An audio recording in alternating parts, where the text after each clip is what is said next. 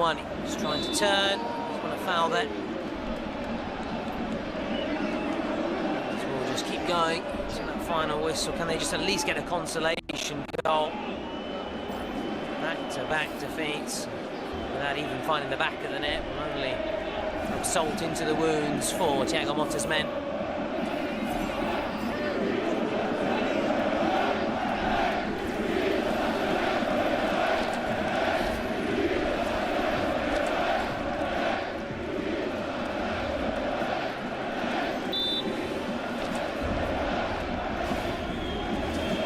Cope Miners, Gatti jumps up. De Gea comes and claims. They're ready to start the party. Laviola players and the rest of the Franchi. Emotional night for Fagioli. Cataldi knows it. He has not let sentiment or emotion get the better of him this evening.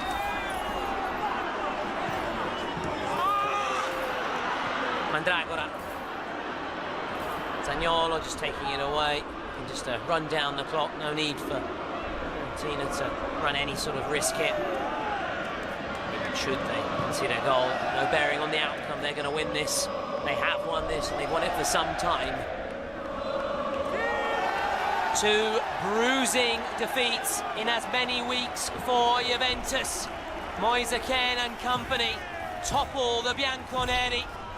Mandragora, Gudmundsson and Robin Gosens do the damage. Fiorentina return to winning ways after losing 4 of their previous 5. All talk of the title has been banished for Juventus. They have now slipped out of the top 4. They find themselves in 5th spot. And now Juventus have a job just to get back on course to qualify for the Champions League. The night belongs to Fiorentina. Great week at home and abroad for Laviola. Final score here, Fiorentina 3, Juventus 0, with the pressure piling up on Thiago Motta.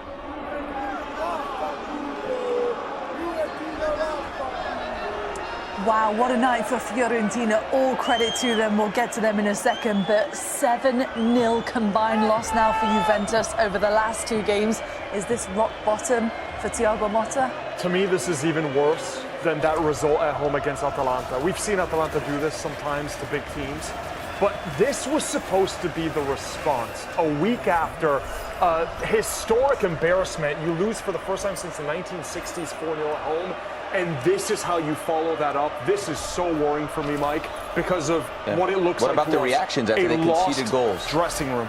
Yeah, I mean, you see the reaction. There was no plan B. He leaves Vlahovic on the bench, leaves Yildiz on the bench. It's really difficult to watch. There was no response. The players looked like they totally tossed the game off. So it was tough. From Fiorentina, you understand how big this rivalry is. You see the tifo, you see what it means to their fans, and they're the ones who gave the response. It was not an easy week with them, having to travel and play the game on Thursday. There was a lot on the line tonight. Mandragora stepped up. This entire team stepped up to the plate, and Palladino has his Fiorentina side doing some really great stuff. Remember that 4-3 Fiorentina-Juventus at home at the Artemio Franchi? I believe it was Giuseppe Rossi scored 2 and maybe Joaquin scored as well. That felt great for Fiorentina fans. Sometimes they still recall that game. This is one that for the Viola fans and the Curva Fiesole, they'll be talking about this match for months, if not years to come. They sure will. It does wonders for them in the standings as well. It puts them just 1 point behind Roma. For Juventus, they slipped to 5th place. They're outside the Champions League, looking in as things stand. Stay with us. We're going to bring you all the post-match reaction from Florence after this short break.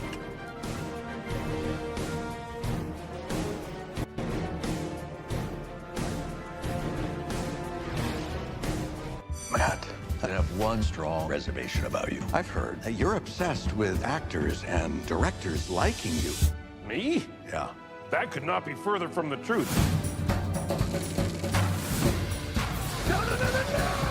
What is wrong with you? Everyone's kind of pissed at you right now. But I am known as the most talent-friendly studio head in all of Hollywood. You can't possibly believe that. I do! Oh my God, that is so sad.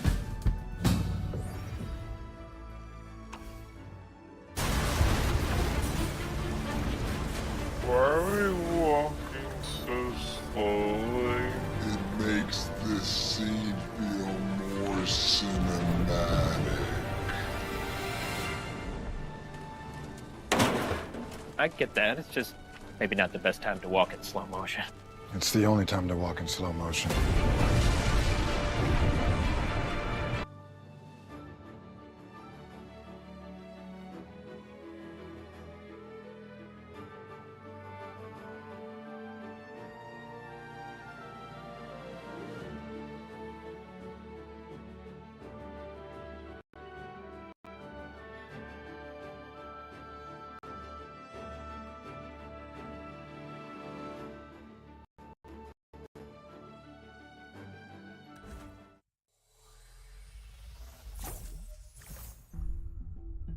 I'll make this place my palace.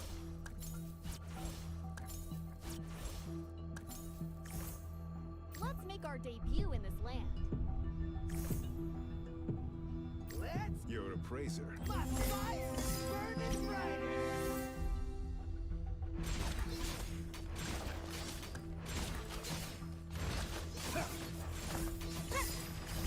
Greetings from Los Facados.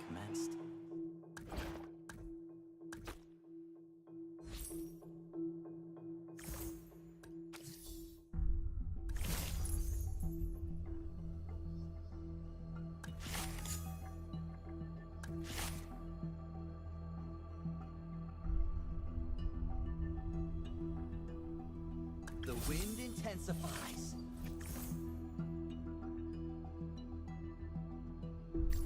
The wind intensifies. I'm ready whenever the money is. I was made for destruction.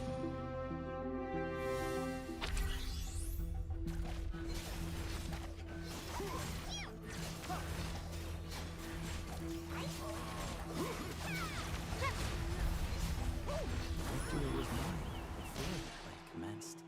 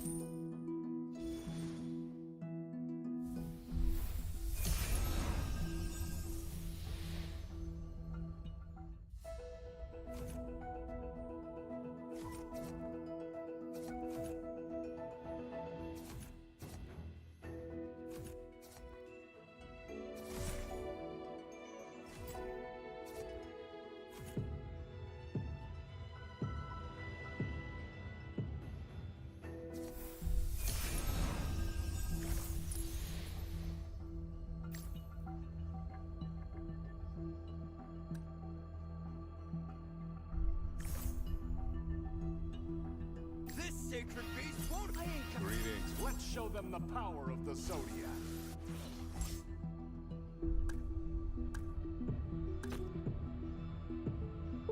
The wind intensifies. It is time for the Capricorn to shine.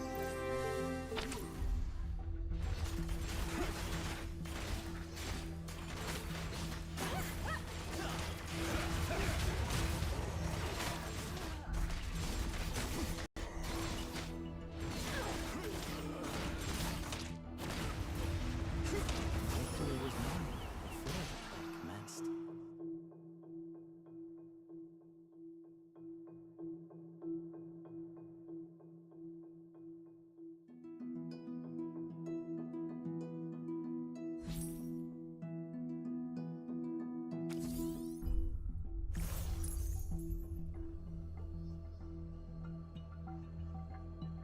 Greetings from Los Pecados.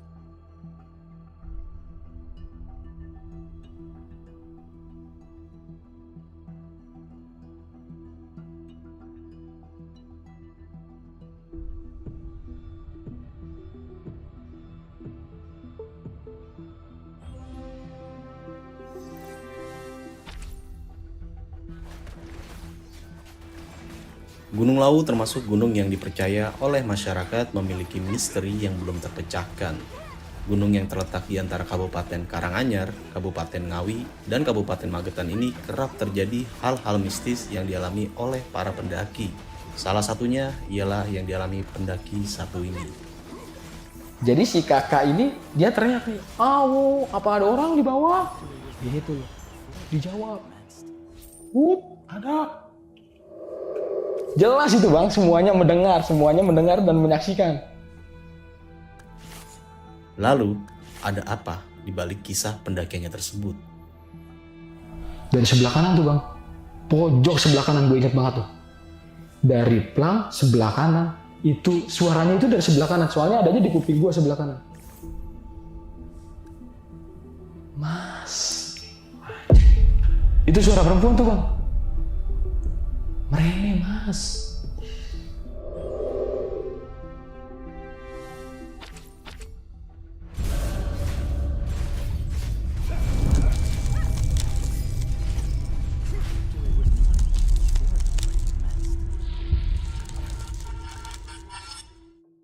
Selamat malam Bang Keling. Selamat malam Bang. Alhamdulillah sampai juga nih Bang.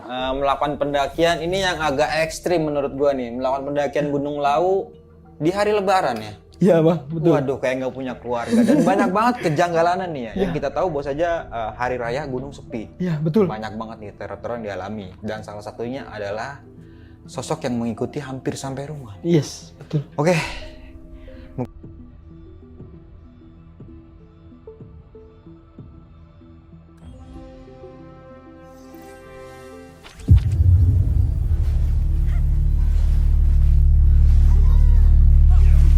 Aku jalan ke situ dong, ke arah kamar mandi itu. Nah ternyata tuh pas aku buka tuh kamar mandinya tuh bener-bener berantakan banget bang. Ya maaf ya, jadi penuh kayak kerak-kerak begitu ya, lumut-lumut begitu kan. Jadi aku pikir gini, aku mau pipis di mana? Sampai aku tuh mikirnya ya udahlah nggak usah pipis dulu gitu, aku tahan dulu, aku bersihin dulu deh tuh. Lagian mbak berani banget mandi di kamar mandi itu, dia bilang gitu kan. Mbak kamar mandi itu kan emang udah lama nggak dipakai. Terus setelah maghrib tuh Salsa ngajakin mbak kita main di depan TV yuk sambil nonton TV. Aku bilang, oh ya udah ayo, aku bilang tuh kan. Ya sambil nonton TV, Salsa tuh ngajakin aku main ludo bang. Waktu itu tuh aku jatuh didadu ke 5 dan 2 kan 7 kan. Aku ngitung dong 1, 2, 3, 4, 5, 6, 7 kan. Ada yang nerusin bang 8, 9, 10.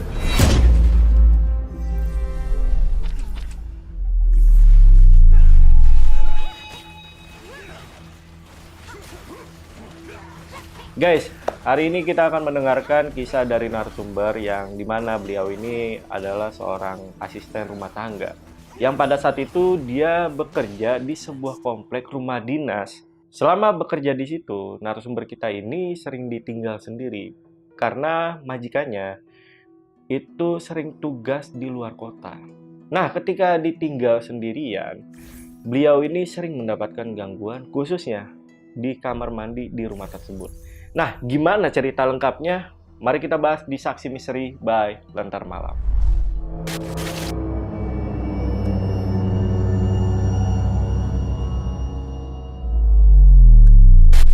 Nah guys, di sini udah ada narasumbernya, namanya Ibu Yayan. Kita sapa dulu aja. Bu Yayan, apa kabar Bu? Alhamdulillah Bang. Baik Sehat, ya Bu ya.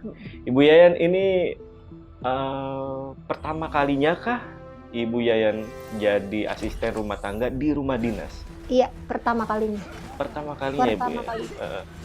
Dan pada saat aku baru pertama kali datang ya, nginjekin kaki di rumah itu tuh aku udah ngerasa ada hawa yang beda. Aku ngerasa tuh kayak ada sesuatu lah gitu dari perasaan gitu ya.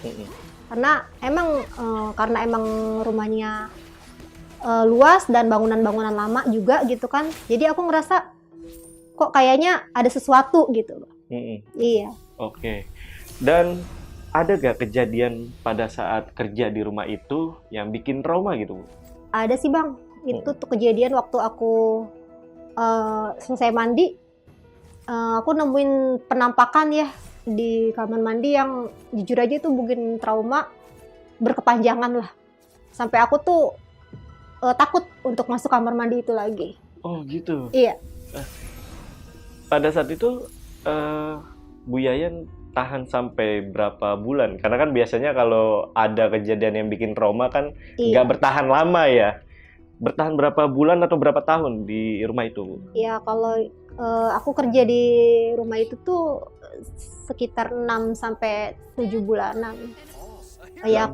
Iya, kenapa aku masih bertahan ya karena aku tuh punya mimpi lah, punya keinginan gitu. Iya. Punya keinginan, makanya seberapapun kejadian yang aku alami di situ, aku tahan gitu. Aku hindari sugesti jelek. Ya, untuk tujuan aku di situ tuh apa gitu. 6 sampai 7 bulan ya. Ya cukup lama sih kalau memang walaupun ada trauma gitu ya, tapi tetap bertahan di 6 sampai 7 bulan. Oke, kalau gitu buat teman-teman yang penasaran simak video sampai habis, tapi sebelum itu seperti biasa kalau pengen jadi narasumber di Lentar Malam, DM aja ke Instagramnya Lentar Malam, ada di @lentarmalam.id atau hubungi nomor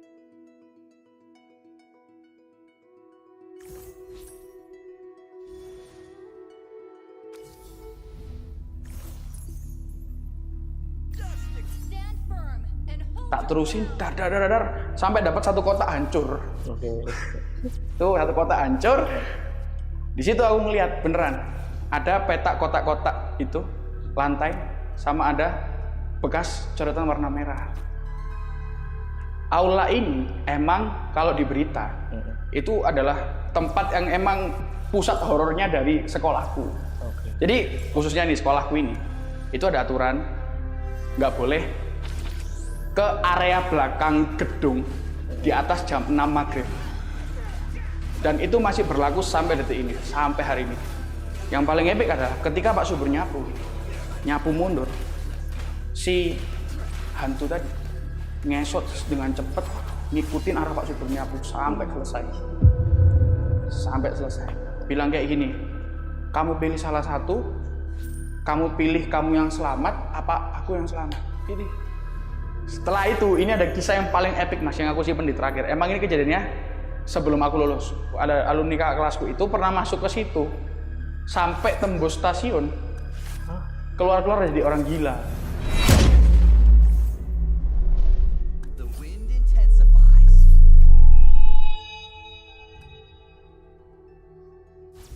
Guys, gue bakal jadi salah satu line up di event Portal Podcast Horror Festival yang akan diadakan tanggal 26 Oktober 2024 di Cinepolis Senayan Park. Nah, di sana gue bakal ngundang salah satu narasumber yang bakal bikin kalian kaget dan banyak kejutan lainnya. Dan di sana juga guys, gue bakal ngebahas soal yang rame-rame kemarin, guys. Soal masinis dan juga desa. Nah, buat teman-teman yang penasaran apa yang bakal gue buka, kalian bisa langsung aja datang ke event Portal. Tiketnya itu cuma 100.000 aja guys. Untuk link pembelian tiketnya itu gue taruh di deskripsi. Langsung klik, tanpa ngantri, kalian udah dapat langsung tiketnya. Jadi gue tunggu di sana ya guys. See you. Halo semuanya, kembali lagi di Lentar Malam bareng gue Jamal. Mungkin teman-teman beberapa ada yang tahu tentang sekolah berdarah yang ada di Malang. Jadi katanya sekolah itu nggak cuma ada penampakan hantunya aja. Bahkan sampai di ruang kelasnya pun itu sering ditemukan bercak darah. Dan mitosnya, walaupun udah dibersihin bercak darahnya, itu bakalan muncul setiap harinya bercak-bercak darah yang baru. Nah, kira-kira teror atau kejadian apa nih yang dialami sama narasumber kita kali ini? Jadi mari kita bahas di Saksi Misteri by Lentera Malam, Ghost to Malam. Tenda dibuka, nggak ada. Perutnya batunya dibelah. Ampun lah, Strit. Ya Allah, apalagi? Nah guys, di sini udah ada mantan siswa ya atau alumni lah. Kita sambut aja namanya ini Mas Gendut. Halo. Ini beneran ya Mas ya? Bener. Mas Gendut. Gak apa-apa nih ya? Gak apa-apa. Oke. Bukan body shaming nggak? Bukan body shaming. Emang. Nah Mas Gendut, ini katanya sekolah lo ini sempet diliput di TV Korea itu ya? Betul.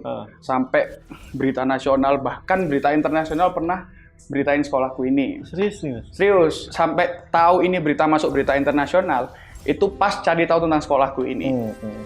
Pernah ada salah satu stasiun TV dari Korea itu datang ke sekolahku buat ngeliput tentang kehororan yang ada di sekolahku. Tapi itu udah lama sih. Udah lama? Udah lama. Udah sekitar mungkin di tahun 2009-10 gitu. Masih sebelum bangunan sekolahku waktu itu masih benar-benar masih jadul. Tapi aku tahu ini bentuk sekolahku. Oke. Dan terkenal juga dengan istilah lantai berdarah nih Mas. Betul. Banyak banget. Oh ya, sebelumnya ini kan banyak banget nih artikel yang bilang tentang bahwa lantai berdarah yang ada di sekolahku itu ada di aula, tapi itu enggak. Itu ada di sepanjang kelas, seluruh kelas.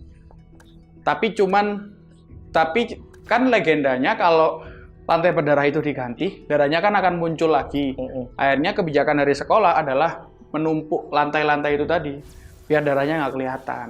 Oh gitu. Tuh. Dan lu pernah membuktikan itu ya? Pernah. Oke, nanti tahan dulu ya. Siap. Oke, kalau gitu buat teman-teman yang penasaran nih sama cerita dari Mas Gendut, simak videonya sampai habis. Tapi sebelum itu seperti biasa, kalau kalian pengen jadi narasumber di Lentera Malam, kalian DM aja ke Instagramnya Lentera Malam, ada di @lenteramalam.id. Untuk linknya gue taruh di deskripsi atau kalian juga bisa hubungi ke nomor yang ada di bawah ini. Ya udah buat teman-teman semua yang penasaran sama cerita lengkap dari Mas Gendut, tonton video sampai habis dan tanpa basa-basi lagi. Saksi Misteri, kita mulai.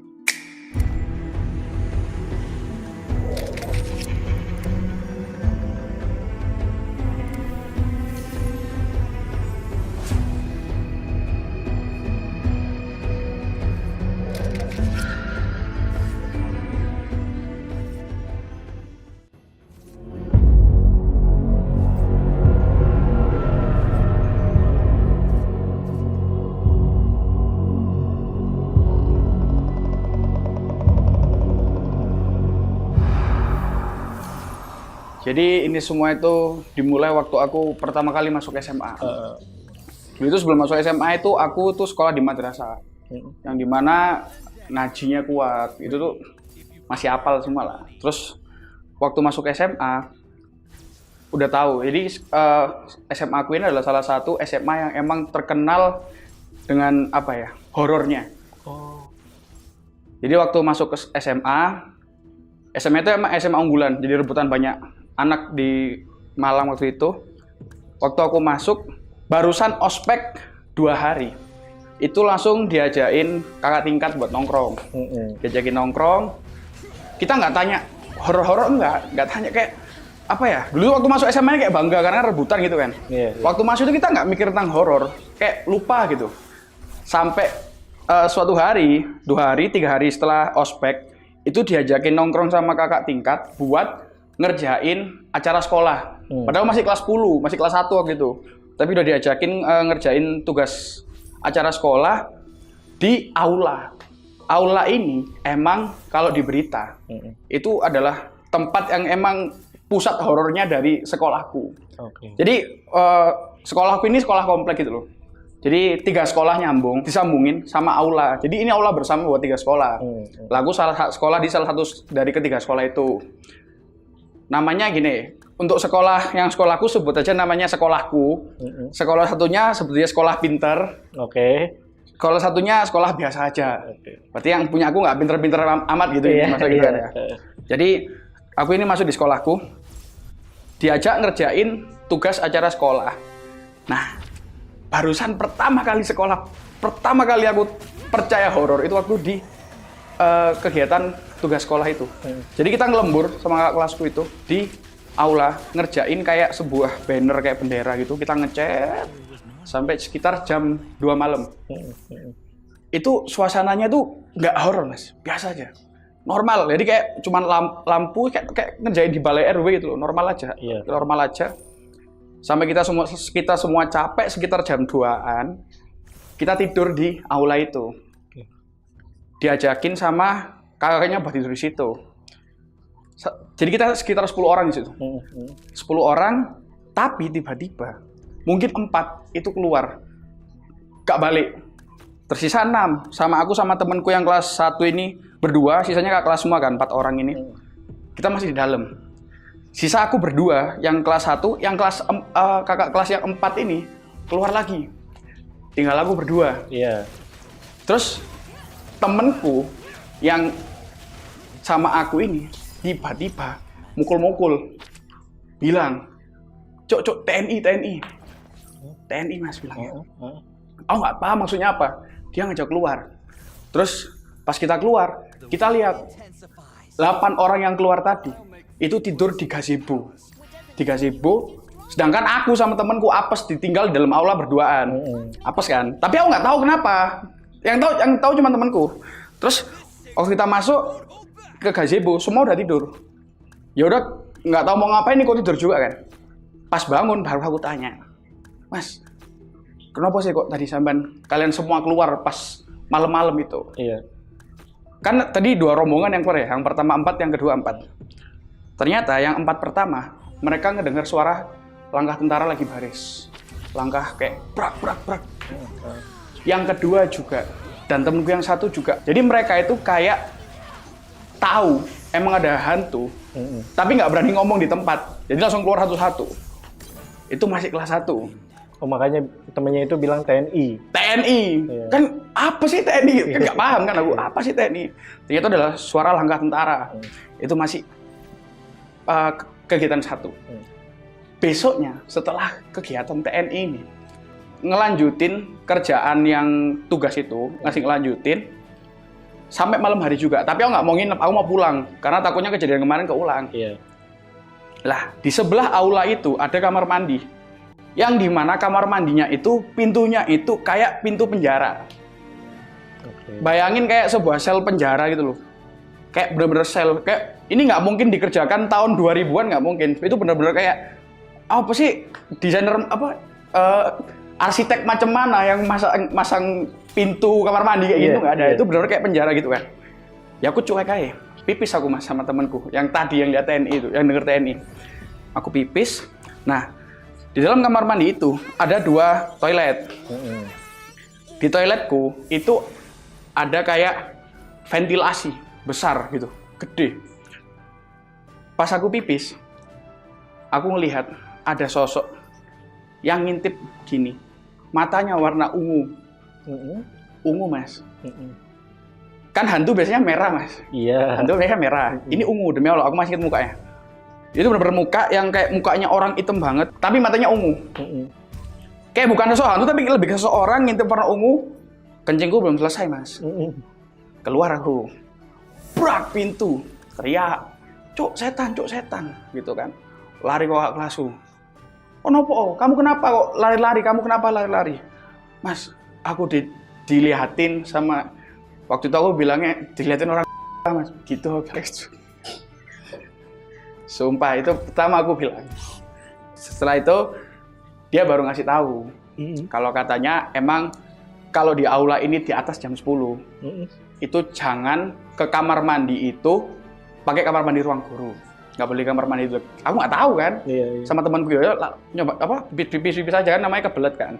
Lah di situ pas kita ngerjain tugas, pas kakakku laporan ke kelasku tentang aku habis liatin hantu, dia mulai buka omongan tentang aturan di sekolah ini. Oke. Jadi di sekolahku, khususnya di sekolahku ini, itu ada aturan nggak boleh ke area belakang gedung di atas jam 6 maghrib. Dan itu masih berlaku sampai detik ini, sampai hari ini. Jadi kayak sekolahku itu dibagi menjadi 2 bangunan. Ada bangunan baru sama bangunan lama. Lah, bangunan belakang itu adalah bangunan lama yang nggak boleh dimasukin di atas jam 6 maghrib. Catat, udah tak catat itu. Terus mulailah mereka cerita-cerita hantu kayak gini. Ya cerita-cerita hantu simple lah, kayak cuman dengerin suara, bayangan, gini-gini. Oke, maksudnya pesan-pesan dari kakak kelasku tak catat semua itu. Oke, paham mas gitu. Itu cerita masih aku kelas 1 ya. Jadi kayak perkenalan ospeknya sama hantu-hantu sekolah waktu aku kelas 1. Setelah kejadian itu, pertengahan semester waktu aku kelas 1, ada kegiatan persami. Tapi di sekolah. Di situ emang banyak banget gangguan. Tapi gangguannya gangguan simple. Jadi kayak cuman lampu dibuat mainan, terus barang gerak-gerak sendiri. Itu udah jadi makanan umum sebenarnya, Mas. Kayak hampir semua siswa di SMA aku dulu itu pasti punya pengalaman kayak gitu. Tapi ya nggak so epic lah. Yang tak rasakan epic waktu aku kelas 1 itu pas kegiatan persami. Persaminya nggak di luar kayak biasanya kan persami kan kayak di kebun atau di outdoor gitu kan. Kalau aku di sekolah aja.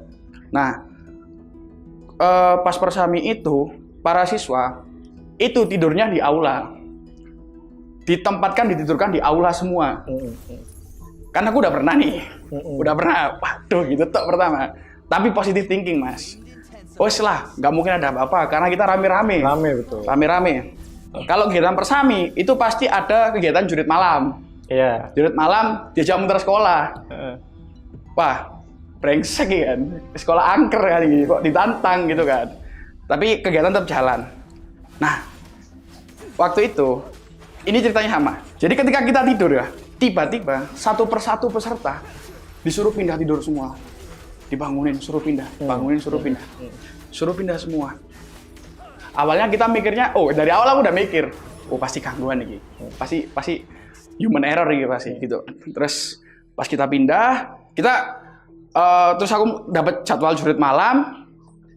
Pas jadwal jurit malam ya normal, nggak sehantu itu. Habis kegiatan persami, salah satu temanku ada yang tanya ke panitia persami, Mas, kenapa kok tempat tidurnya kita pas di aula itu disuruh pindah semua ke dalam kelas? Kenapa, Mas? Katanya pas mau mulai jurit malam.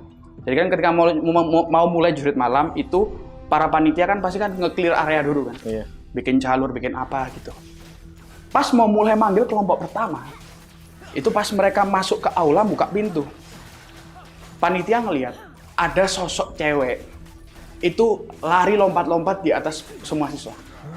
Jadi kita lari dilompatin satu persatu. Tuh. Wah, gitu kan. Itu cuman wah aja. Cuman wah aja. Wah, horor banget kan aula. Berarti aku udah 2 kali dapat pengalaman tentang aula gitu kan. Mulailah aku mengeksplor tentang sekolah ini. Mulai aku ekspor, tapi carinya di YouTube gitu. Cari di YouTube tentang SMA ini, SMA komplek yang terkenal di Kota Malang ini. Aku cari info-infonya. Tahun 2016 waktu itu. 2016 kan belum ada TikTok, belum ada kayak Nadia Omar kan belum ada kan buat nge-breakdown nggak ada. Itu ada salah satu liputan, ada 2 video yang paling aku ingat. Jadi yang pertama itu ada penelusuran dari dunia lain yang tes nyali kalau nggak kuat kan dunia lain kan itu. Nah, dunia lain itu sama ada satu video. Ini adalah reportasi TV dari Korea. Jadi ya benar-benar sampai aku barusan nyari tadi sebelum kita take, aku cari videonya udah nggak ada. Udah nggak tahu nggak ada atau mungkin kependem ya. Jadi itu benar-benar masih kayak video yang benar-benar lama gitu, Mas. Sampai inget ini nggak kualitas video iklan azan Trans TV. Nah, semacam itu liputannya. Jadi benar-benar bulat gitu loh. 480 pixel lah Mas itu. 3GP. Yes, 3GP. Jadi di liputan itu ada orang Korea itu yang TV Korea itu ngeliput tentang bangunan SMA ku. Di videonya itu bangunan yang dulu sama bangunan yang aku sekolah itu beda banget. Kalau dulu itu masih benar-benar bangunan Belanda, serba putih. Kan bangunan Belanda kan identik putih kan. Dia benar-benar putih dan, oh ya ini buat nge-clear lagi ya. Kalau kalian pernah dengar isu SMA ini itu punya kisah tentang lantai berdarah, itu bukan di aula, tapi di sepanjang kelas. Di sepanjang kelas di 3 sekolah. Kan ada 3 sekolah ini. 2 sekolah ini yang punya lantai berdarah. Jadi di sepanjang lorong kelas, di dalam kelas itu ada lantai berdarah. Dijelasin di video YouTube-nya orang Korea ini. Dia, mas-mas Korea ini mengajak Pak Ustadz buat apa sih, flashback apa sih, kayak kilas balik. Orang Korea ngajak Pak Ustadz? Pak Ustadz nggak tahu ngomong gimana kan? Iya, konsepnya gimana tuh? Itu pokoknya dia mengajak Pak Ustadz buat ke situ. Terus Pak Ustadz ini kayak mengkilas balikkan kejadian-kejadian di masa lalu di sekolah ini. Patokannya pakai apa? Dia pakai bekas bercak darah yang ada di lantai. Contoh. Jadi Pak Ustadz itu mengkilas balikkan kejadian di masa lalu. Dengan patokan lantai berdarah itu tadi. Jadi di video itu Pak Ustadz itu jelasin kayak ada bercak darah sama bekas kaki diseret. Jadi beliau sambil kayak merangkak ngasih tahu orang yang dulu di sini itu gerakannya kayak gini, dikilas balikin dengan bercak darah, dipasin gitu. Paham nggak sih maksud lu? Tapi ada emang? Ada, bercak darahnya tuh ada. Di video itu ada. Nah, rumor yang bertebaran adalah kalau lantai berdarah itu nggak bisa diganti memang. Jadi setiap kali lantai itu diganti, darah itu akan muncul lagi. Itu urban legend. Dan nggak bisa tak klarifikasi sebenarnya gimana. Itu satu. Video orang Korea. Lalu video kedua yang tak lihat, aku ngelihat video dunia lain. Di situ kebetulan si botak itu, siapa namanya itu? Hari Panca. Ah, itu om-om itu. Om-om itu dia mengeksplorasi, tapi yang dieksplorasi bukan sekolahku, tapi sekolah yang satunya yang isinya lebih pintar-pintar anaknya ini. Dia ngeksplorasi itu, tapi kan tetap satu komplek itu. Dunia lain ini mengundang, setiap kali dunia lain itu mau melakukan kegiatan, dia kan pasti ngajak juru kunci. Ketika juru kunci ini dilihatin di videonya, aku tahu ini siapa. Dan dia adalah petugas kebersihan yang ada di sekolahku. Itu. Nah, sedikit tentang video dunia lain. Jadi di video dunia lain itu memang kan pasti kan bawa media, buat media apa, melakukan mediasi buat masukin gitu kan. Kebetulan kalau nggak salah di video itu orang yang dimediasi kemasukan sosok wanita yang ceria apa ya, mood swing, ceria, kadang nangis, pokok tidak cuma nangis lah, dia tuh ceria nangis, sangat-sangat hiperaktif itu pokoknya, kemasukan itu. Setelah aku tahu video ini, langsung aku samperin Pak Subur. Pak Subur, kok sampean dulu pernah, nama beliau Pak Subur ya, Pak Subur, kok sampean pernah jadi juru kunci dunia lain gitu. Yo namanya bapak kan, walah enggak apa gitu kan masih kan gitu. Tak pancing terus sampai aku tanya, Pak, kejadian paling serem yang pernah sampean rasain pas di sini apa gitu. Dia kayak nantang balik, malah yakin mau tak ceritain gitu. Loh, yakin Pak gitu kan. Makin tertantang kan aku. Yakin Pak gitu. Beliau menceritakan tentang kisah beliau sebelum menjadi petugas kebersihan di SMA-ku. Jadi beliau ini dulu adalah petugas kebersihan dari ketiga sekolah ini. Jadi beliau itu emang kerjanya muter-muter di sekolah itu aja. Nah, kejadian yang beliau ceritain itu adalah pas masih jaga sekolah anak-anak pinter ini. Pak Subur sebelum, jadi gini, Pak Subur ini ceritanya beliau lagi bersih-bersih lapangan. Lapangan sekolah pinter disapu kan. Lah, sebelum beliau pulang, beliau itu harus nyapu lapangan SMA pinter ini, habis itu ngunci aula, habis itu ngambil sepedanya itu di sekolahku. Jadi keluarnya lewat sekolahku. Nah, jadi ketika beliau nyapu gini, sat gitu, pintu aula posisi terbuka. Tiba-tiba ada sosok wanita yang kayak gini keluar. Pak, gitu. Manggil Pak Subur. Pak Subur nggak menghiraukan. Cuek aja karena pasti hantu ini gitu kan. Pasti hantu. Lama-lama gedor-gedor pintu. Pak, prak, Pak Subur. Gitu. Pak Subur tolong saya gitu, tapi bilangnya ceria. Pak Subur tolong saya. Pak Subur tetap nggak menghiraukan. setan ini pasti gitu. Yang paling epic adalah ketika Pak Subur nyapu gini, nyapu mundur, si hantu tadi ngesot dengan cepet ngikutin arah Pak Subur nyapu sampai selesai. Sampai Pak Subur keluar lewat. Jadi Pak Subur kan habis nyapu, diikutin terus di belakang. Pak Subur sambil gini, Pak Subur bantu saya gitu. Sambil dadak. Jadi Pak Subur berdiri kan. Si Kunti ini di bawah sambil ngesot sambil gini-gini ke Pak Subur, diikutin sampai di aula dikunci. Intinya beliau bilang minta maaf, kita beda dunia kalau nggak salah gitu. Beliau bilangnya. Terus akhirnya beliau keluar dengan selamat. Nah, aku nganggepnya yang diceritakan sama Pak Subur sama yang lompat-lompat pas kita persami itu sama. Oh iya. Make sense karena tadi mood swing dan ceria itu kan. Bipolar itu. Kelainan itu. Bipolar. Itu kisah perkenalan aku waktu aku masih kelas 1. Iya. Jadi waktu masih kelas 1 itu udah tau lah, oh ada aturan kayak gini, oh hantu di sini kayak gini. Waktu aku kelas 2 itu banyak banget waktu aku kelas 2 itu banyak banget kegiatan hantu tapi remeh. Cuman dilewat terus main lampu, cuman gitu-gitu aja. Bayangan itu udah sangat sering. Sampai ini kejadian kelas 2 aku pernah menemukan fakta bahwa beneran ini adalah lantai berdarah, ada ceritanya. Jadi waktu aku kelas 2 jam kos, nggak ada pelajaran, nggak ada guru. Ya udah main-main sama teman-teman dong pasti. Aku nemu tongkat pramuka. Nemu tongkat pramuka, aku main khotbah-khotbahan. Kalau Jumatan itu kan pasti kan habis Bapak Ustadznya ngomong kan dibrak gitu kan. Itu aku lakuin. Brak, setiap ngomong dikit, brak. Jadi tiap ngomong dikit, brak, sampai lantai pecah. Kebetulan kelasku ini adalah kelas gedung lama memang. Lantai itu pecah, tak terusin, tak pecahin. Karena di situ aku ngelihat, kan aku pernah dengar rumor bahwa lantai SMA aku ini itu tidak diganti tapi ditumpuk. Kan nggak bisa diganti kan, kalau diganti itu darahnya keluar lagi. Tapi kalau ditumpuk nggak akan muncul. Jadi lantai ini tak giniin pecah, wah pecah rek gitu. Tak terusin, di situ aku ngelihat. Jadi mungkin seginilah lubang yang tak buat itu.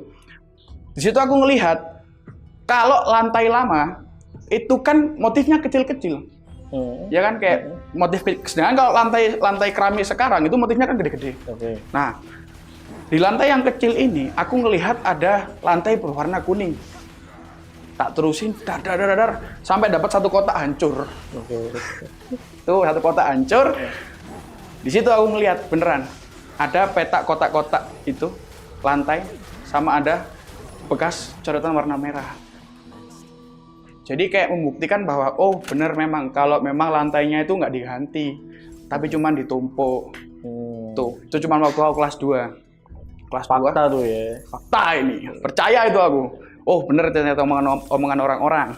Tapi setelah kejadian itu nggak ada hal-hal aneh, cuman tahu aja nggak ada apa-apa. Kelas 2 ya mungkin kejadiannya cuman kayak dilihatin, terus ada suara atau apa, simple. Masuk kelas 3, ini kisah epic ini, kelas 3. Jadi waktu aku kelas 3 itu banyak banget kejadian-kejadian yang sampai bikin kerasukan. Jadi di kelasku itu ada 2 anak indigo. 2 anak yang emang dia itu sensitif terhadap hal-hal seperti itu. Yang satu, ini namanya sebetulnya Mela. Mela ini jago. Apa ya jago itu maksudnya gak gampang kesurupan. Gak gampang kesurupan. Satunya Rahma. Oh gampang ini. Dua-duanya cewek nih ya? Cewek semua. Mela sama Rahma. Si Rahma ini apa ya? Kayak capek sedikit kemasukan, apa-apa kemasukan. Terus kalau dia itu udah kerasukan, dia itu masih kayak setengah sadar setengah enggak. Jadi kalau tiap kali mau dibantu, dia selalu bilang, "Sisi, diem, biar aku sendiri yang ngeluarin." Dia mesti bilang kayak gitu. Jadi kayak setiap kita sekolah, si Rahma ini gampang banget kesurupan. Jadi udah kayak, alah biasa, biarin. Karena kita emang nggak boleh ngebantu dia. Yang boleh ngebantu dia cuma si Mela. Karena emang mereka teman deket gitu kan. Terus pernah satu momen itu, ini aku iseng. Ini emang aku salah ini. Jadi, aduh ya apa ngomongin kayak enak ya. Jadi aku beri cerita ini tuh bernama Kuntilanak Tobrut, Mas. Jadi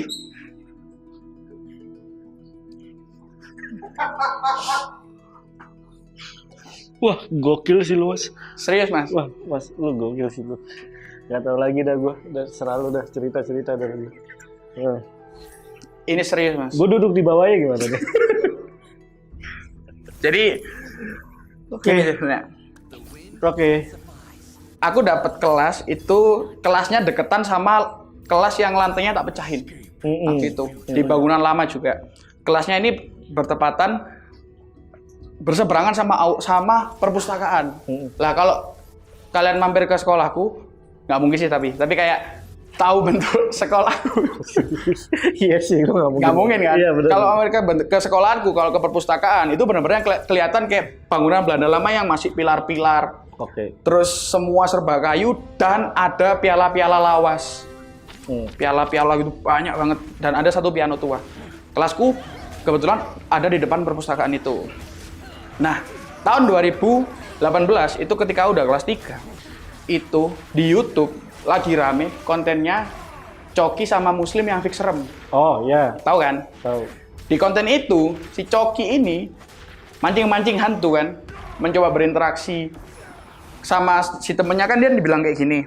Kamu kalau mau mancing hantu, kamu cari cara yang bikin hantu ini punya apa ya? Kan hantu kan katanya kan adalah jiwa yang ingin balas dendam. Nah, kamu carilah balas dendam dia apa buat manggil dia. Katanya gitu kalau nggak salah.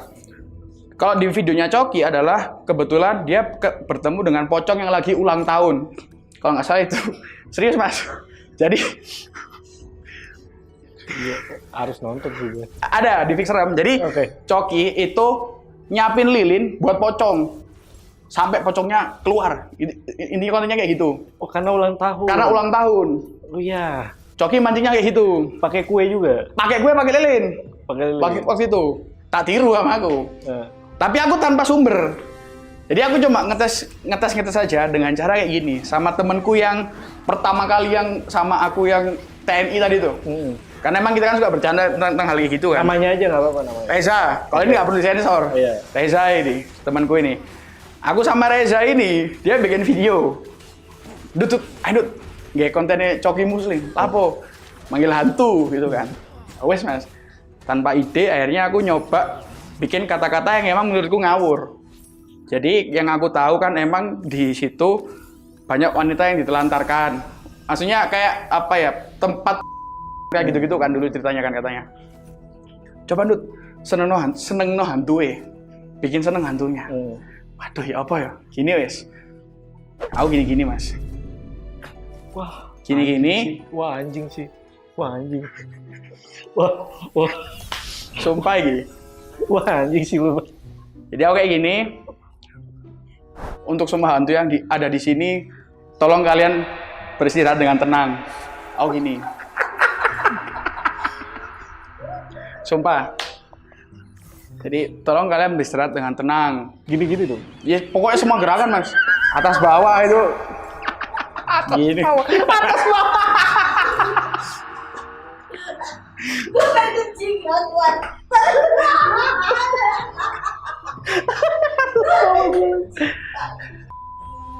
Nah ini kita coba fokus ya dengerin ceritanya Mas Gendut nih. Ayo Mas, lanjut Mas. Yo. Serius ini. Yo, serius Mas. Jadi kan aku bilang, untuk arwah-arwah yang ada di sini, tolong kalian yang tenang dan jangan ganggu teman saya si Rahma. Bilang kayak gitu aku. Si Rahma marah. Bilang gini, kamu jangan kayak gitu. Kalau beneran ada hantunya gimana?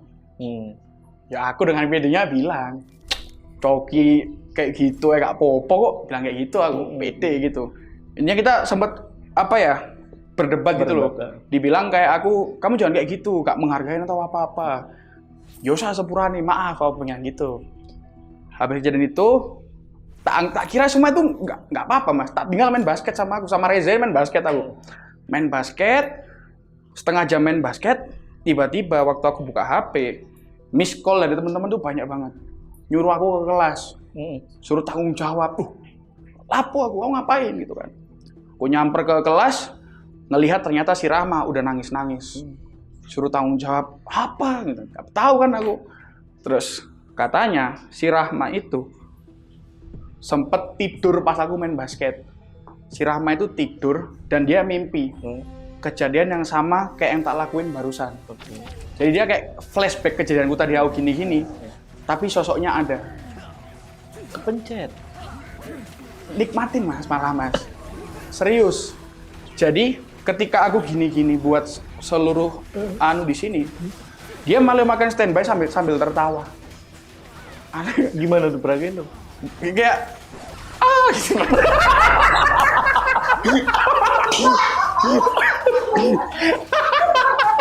Serius sih. Udah mas, gak usah mas. Nggak, aku malah jijik jatuhnya sih. Udah gak usah ya, gak usah. Salah gue sih. Pokok dia tuh kayak tertawa. Ini tertawa seneng gara-gara awih gitu kan. Terus sosok ini sadar kalau si Rahma ini ngelihat dia. Jadi ketika pas aku gini-gini, Rahma itu kayak ngira itu bukan mimpi. Jadi dia ngeliatin aja terus. Sampai Rahma sadar kalau ini mimpi. Si sosok itu diem, berhenti tertawa. Habis ketawa dia diem, ngelihat si Rahma. Bilang kayak gini, kamu pilih salah satu, kamu pilih kamu yang selamat, apa aku yang selamat? Ini. Nggak tahu konotasinya selamat itu apa. Iya. Kan nggak tahu ini aku. Waduh, terus ya apa gitu. Oh nggak tahu kan. Dia bilang gini, ya kan gue udah tanggung jawab, kamu harus tanggung jawab. Karena kalau enggak, salah satu dari kita bakal kena. Nggak tahu kena itu artinya bakal kena celaka atau diikutin tuh nggak tahu. Iya. Terus aku juga panik mas. Waduh, nah terus gimana cara untuk selamat gitu kan. Dia bilang gini, kamu harus minta maaf ke dia dengan cara kamu manggil dia tadi. Anjing, sumpah gitu. Terus aku tanya, dia lagi di mana sosoknya?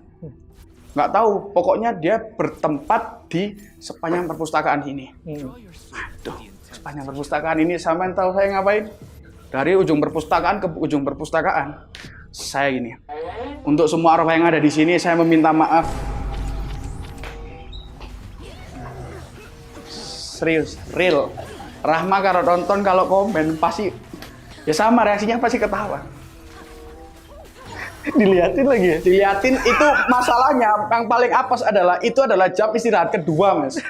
Jadi full siswa sepanjang itu. Ngapain sama arwah yang ada di sini? Tapi berhasil kepegang. Kepegang atau kena apa enggak saya nggak tahu, yang penting saya udah nyoba. Tapi setelah kejadian itu kayak nggak ada apa-apa. Emang dari awal nggak ada apa-apa ini aku.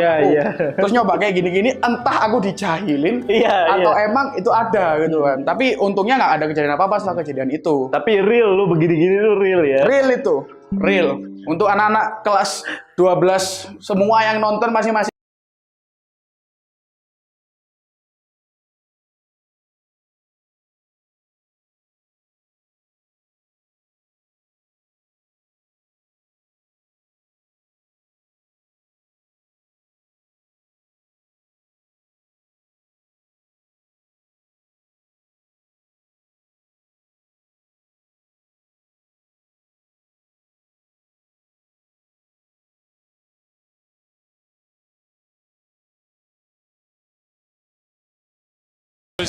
Saying that the word Scudetto is being to circulate in the dressing room, even if not yet with all the clarity in the world. I think they might be able to do it. Bastoni will give back to Jan Sommer, who returns to the starting 11 after a period out with injury. Josep Martinez stepping in for 3 starts as well. One high up the pitch here by Gasparini's side. Bellanova does manage to win his side of throw. Look at this atmosphere as well. Bergamo is rocking. I mean, what a momentous occasion. If Atalanta were to win 3 experience at this level sometimes is felt, but with Çalhanoğlu, Barella, Mkhitaryan, those are the first choice 3. Big step there from Hien. And Bellanova saw the ideal opportunity there for a back heel, but it didn't quite come off. Thuram poking Biancola. Shinatsu does well to get across him and win it back. Bellanova.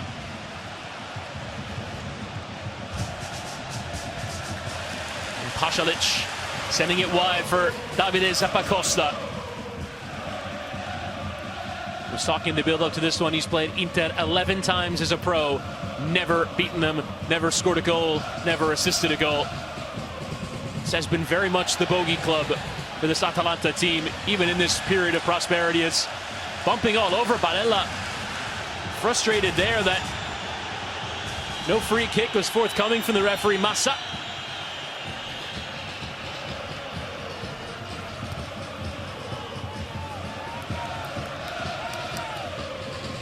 Ederson. And Pasalic catching one high. Çalhanoğlu also feeling worse for wear as well. The two with arms high there.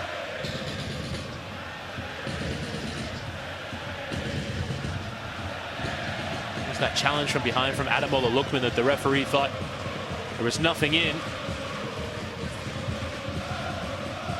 There's Simone Inzaghi, who just reached the 200 match mark in charge of this Inter side at midweek in that game against Feyenoord.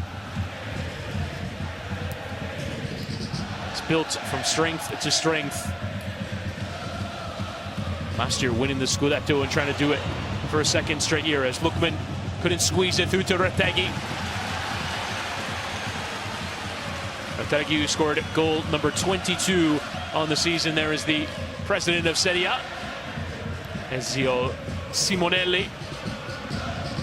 And look at the movement up top as well. Retegui and a lot of Inter fans, if you haven't watched that much Atalanta, some of the movement reminds of a Mauro Icardi type player. Just such an instinctive player inside the box that always has that sense for goal, always moves in the right position to make himself an option, and a real nightmare for defenders. And another part of Retegui's game that I've been so impressed by is how much better he looks with the ball at his feet and in the link-up compared to last season when he was at Genoa. He has really improved in all facets of his game.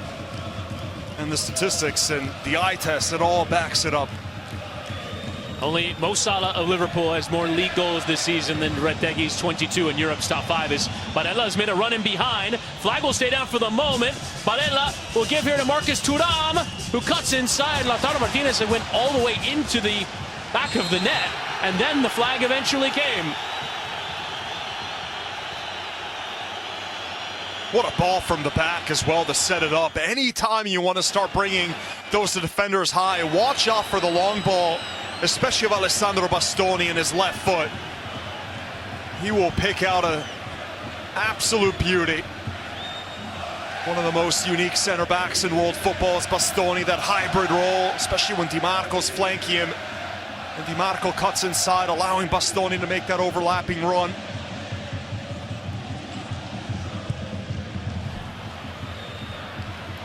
Well done there from Pasalic just to flick it on to escape that pressure by Inter's press, yielding possession. Thuram. Lovely combination, Great the ball. 2-4 play. Marcus Thuram's in behind. Marcus Thuram off the post. And it's squeezed out the low cross back in. Augusto with the block in. Atalanta fortunate to still be at 0-0. Absolute madness. Great hold-up play as well from Lautaro Martinez. Quick, instinctive little turn and fire to set it up for Thuram, who's one-on-one. And you think surely he's going to score this. And just hits the right area of the post to make that ball squirt right across the line of goal. I mean, he had beaten Carnesecchi, but that bounce couldn't have been any more unkind. Praise the link up, praise the movement. And the finish, you would have thought surely Thuram would have gotten the 1-0 there. But it is a game of millimeters. Had that ball just bounced a millimeter or two off to the left, that bounce would have taken it right into goal. It's bending towards that post. Goodness. How close is that? In a game that means so much. And depending on the result, this is the play that you might have to look back on and just say a few millimeters could have changed the entire narrative. A warning sign as well for Atalanta. Their defense exposed there. There's a heavy coming together between Carnesecchi and Kolasinac that still has the Atalanta goalkeeper down. Also, Lautaro just being able to suck that defensive line from Atalanta. And the tracking run on Thuram was late, allowed him to spring free. And that's what you want to see from that duo. Both have been hit or miss this season, especially Lautaro Martinez, who's having a bit of a down here given his usual standards. That combination was golden.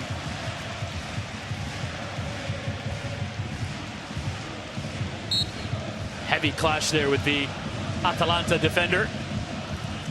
Thuram still in search of his first Serie A goal in 2 months, if you can believe it. Zappacosta and Lookman can't quite keep it in play.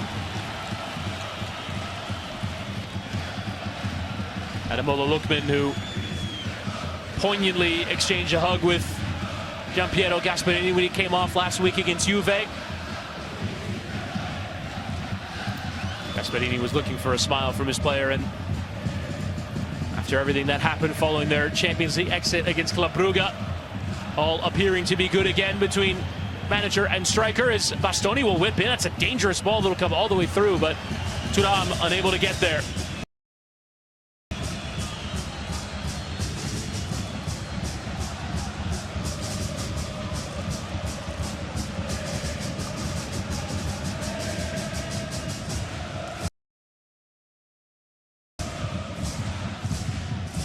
You'll hear that steady drum beat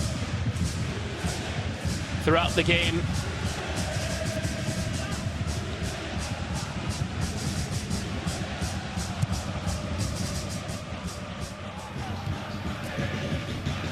Kian. Bellanova gives away again, but so does Hakan Çalhanoğlu.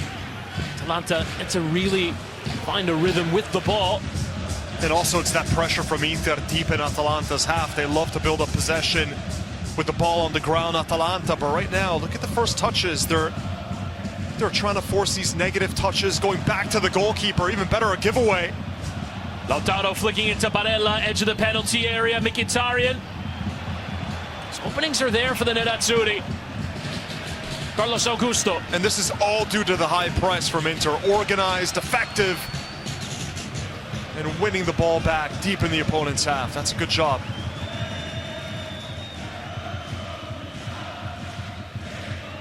Acerbi.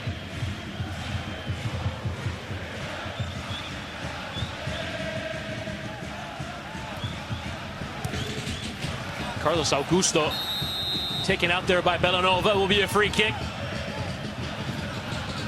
Difficult to underscore just how much Inter have dominated the recent history between these two teams. They won back in August in the reverse fixture at San Siro by 4-0.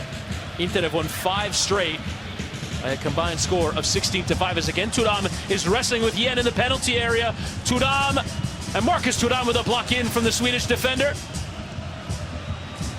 It's not many players that make Hien have a difficult time dealing with the physicality, but Thuram right now is looking like a handful, isn't he? Bastoni with a great cross in. Dumfries went crashing in and will be eventually given as a free kick, but Zappacosta on the wrong end of that challenge. 12 minutes in, Bastoni's already put in 2 really good balls. It's already getting feisty, isn't it? That's what we were talking about before. Sometimes the creativity of Inter, you don't even have to look at the midfield. Look at the defenders and the long balls that can come from the back. And that's what Atalanta always have to worry about, especially when they bring that defensive line high up the pitch. It's those long balls, and it's Pavard and Lookman getting into it. So much at stake. And funnily enough, this is more one for Inter fans. It was former Inter keeper Radu who maybe said, sorry, you know what? I did make a mistake a few years ago in that game against Bologna, which a lot of people say might have cost Inter the Scudetto. Today made 7 saves against Napoli, and Napoli were only able to get a point in Venezia, which is a massive result for both Inter and Atalanta. Sitting behind from De Roon, and Lookman towards Retegui with the block in from Acerbi, and De Roon scuffs his effort. Mkhitaryan able to get rid.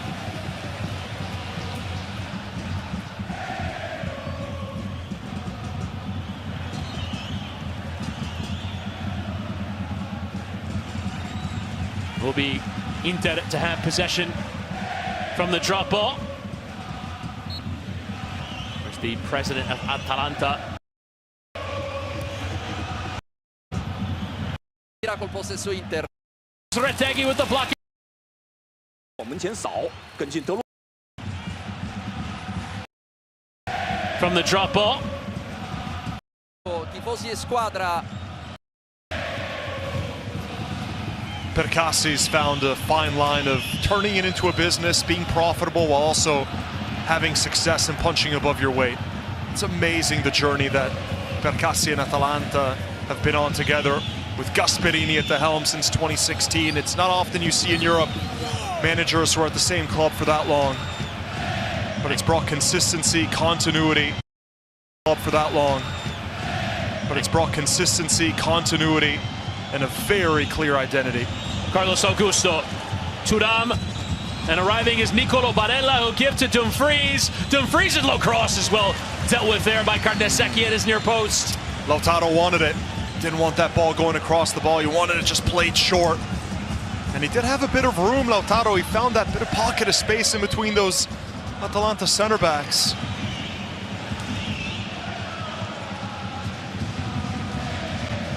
There is Pepe Marotta, the president of Inter. One of the very best in the boardroom around Serie A. Key figure for the Juventus teams down the years that won Scudetti.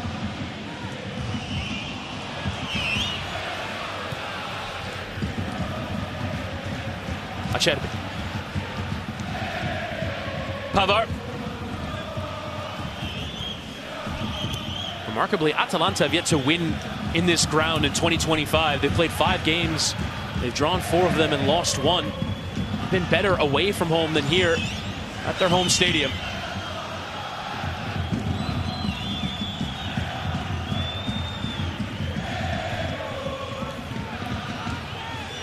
Alessandro Bastoni.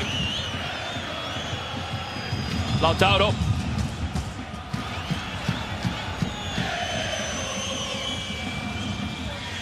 Lifted into that area. Hien able to deal, but only as far as Augusto. This cross takes a deflection. It does come off of Bellanova and out for the corner.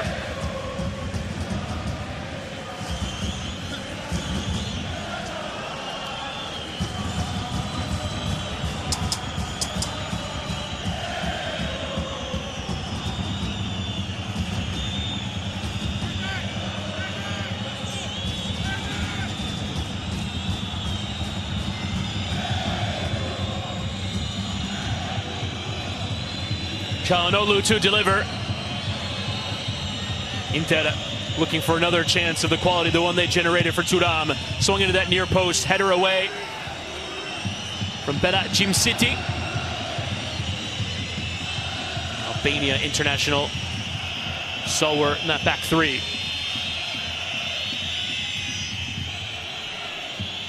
Inter will circulate possession. Çalhanoğlu. Bastoni, who came through at this club. Only played for them 9 times before moving to Inter for more than 30 million. He's gone on to have a brilliant career. The Nerazzurri. Dumfries bounced twice off of Dumfries and Zappacosta, and eventually given as a free kick to Atalanta. If you feel like that Thuram post is deja vu, he's hit the woodwork now in 2 consecutive games.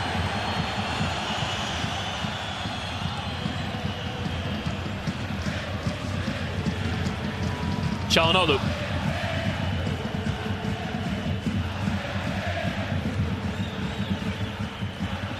Bastoni. A game that Inter has been in control of to date. Hien, though, able to dispossess Marcus Thuram, and Atalanta will look to go quickly. Good long ball for Lookman to get into the space and get running at defenders as he loves to do. Dancing and going beyond Acerbi, lifting towards that back post. Bellanova couldn't stretch. Retegui will recover. Hien. What a dribble from Lookman, a variety of body feints and hesitations, and that explosion out wide. Just needed a better cross, but that individual ability. Darun and the flicked on from Pasalic, forcing a great save from Jan Sommer. Very good stretch here from Atalanta. The cross into the box. There's a bit of separation there from Pasalic and Bastoni.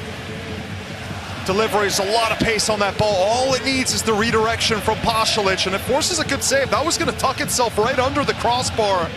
But Jan Sommer, as he does so often, cat-like reflexes. And the referee will hold the taking of the ensuing corner. Well, Sommer, he's the shortest goalkeeper who's a starter in Serie A, only 6 feet tall. But that means he's very athletic, acrobatic. He can get low very quickly, but as he showed there, he can also get very high up quickly. Lookman and Retegui was on the back post. Tried to win off of Acerbi. He's appealing towards the referee.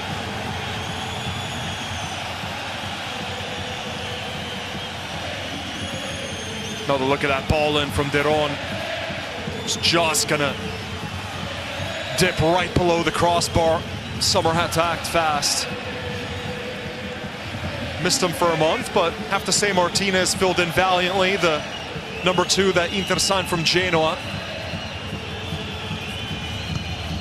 Lookman delivering, header one from Kolasinac, and again,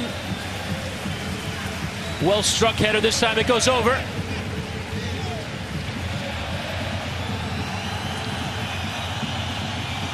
Seen both teams employ former fullbacks at center back as one of the 3. Kolasinac as well was always a fullback growing up.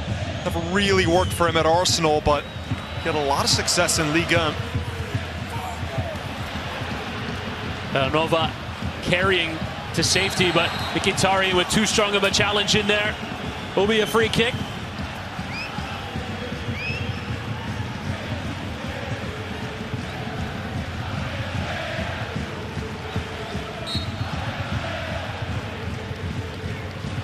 He's built like a butcher, isn't he, Kolasinac?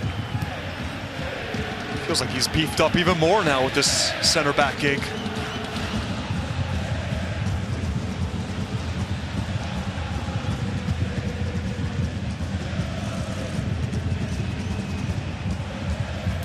Long ball for Lookman to win, and well controlled as well. Sending Pavard the wrong way, combining well with Zappacosta.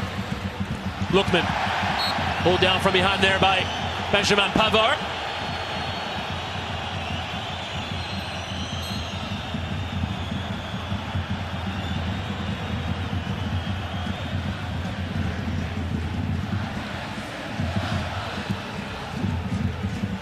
Darun.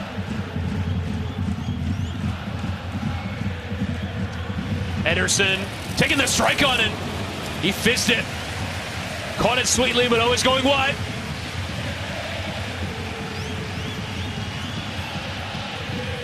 Caught it right on the bounce.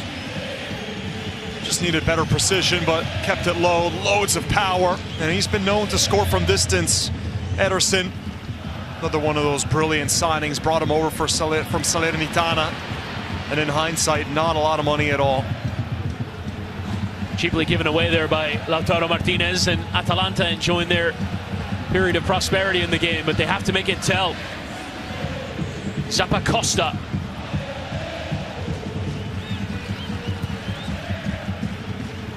Isakian. Marcus Thuram with the best chance of the game so far, hitting it off the post.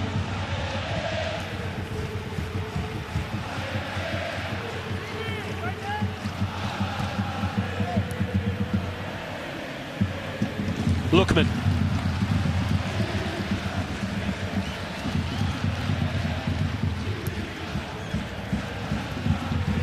They will go through the gears. They will play in the way that they always play, regardless of opposition.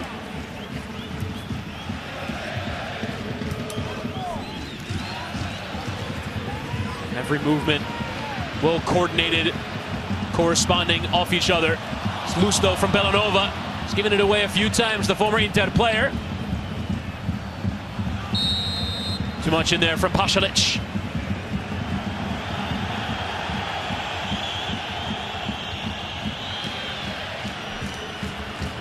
Will be the league leaders who go quickly.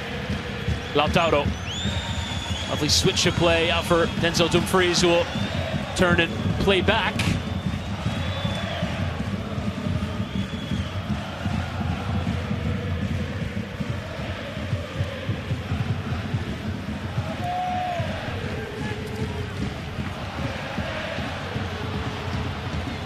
Ederson losing out, but getting the help as it's propelled forward. Pavard handling with calm.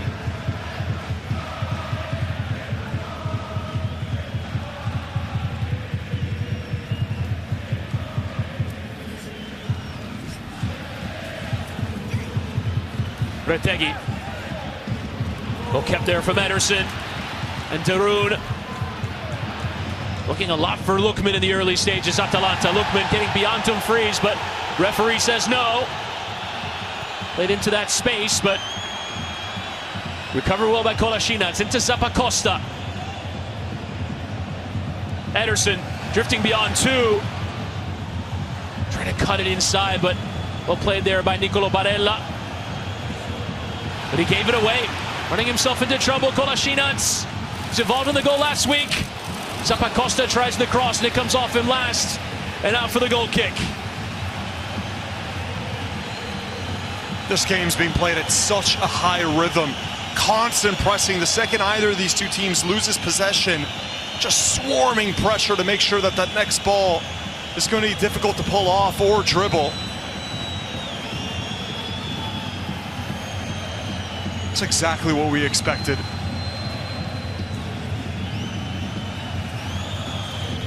Simone Inzaghi said ahead of kickoff that these are two teams like to play in the modern way.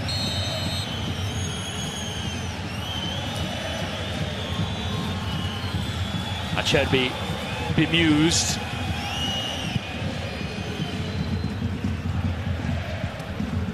Well, one there from Denzel Dumfries. Lautaro helping it down the line. There will be an appeal for offside, but now the flag would go up.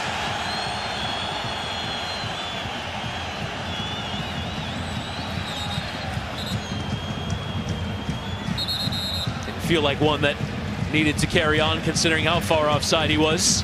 The Frenchman, top goal scorer in this Inter team.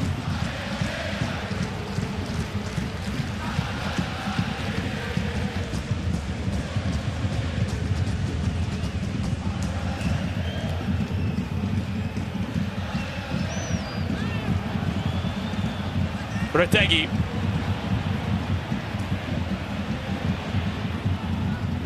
What a day of football we've had for you today across the screens of Paramount Plus and CBS. 6:30 this morning with Napoli drawing against Venezia, a Carabao Cup final which went the way of Newcastle, and this massive clash. The top of Serie A's referee getting an earful from various, including Lautaro Martinez, as Çalhanoğlu felt he was caught. What about Juventus getting absolutely dominated by Fiorentina a week after that historic loss at home to Atalanta? What a crazy last few rounds it's been for the Bianconeri as well. We're now out of the top four. 2 weeks now to stew in it over the course of the international break. Just follow this weekend in club football. Bastoni hitting it off of Ederson and out for the throw. No Juan Cuadrado on that forward line, the former Inter player, out for the game due to injury. Came off at halftime. What a balanced game, 50-50 possession. And we haven't seen a chance nearly as good as that one from Marcus Thuram early on in the game. Saw a lot of Inter supporters. These two stadiums are 37 miles apart. Bergamo being further north, right in the foothills of the Italian Alps. Beautiful area of the country. Pavard.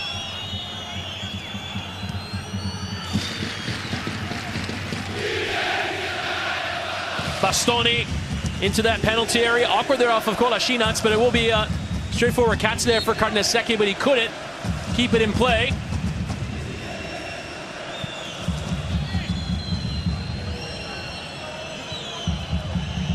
well out of play.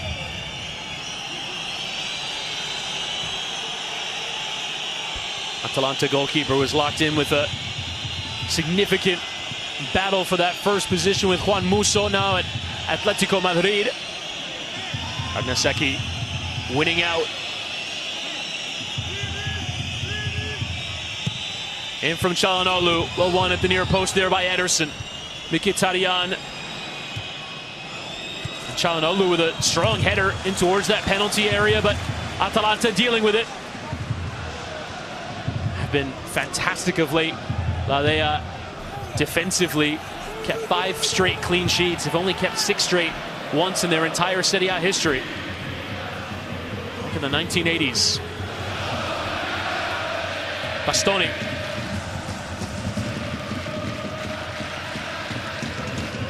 There was a big banner that came out from the Atalanta Ultras, which translates to needle and thread are in the drawer. 10 finals to sew it onto our chest. Come on, Atalanta. So the fans obviously believe.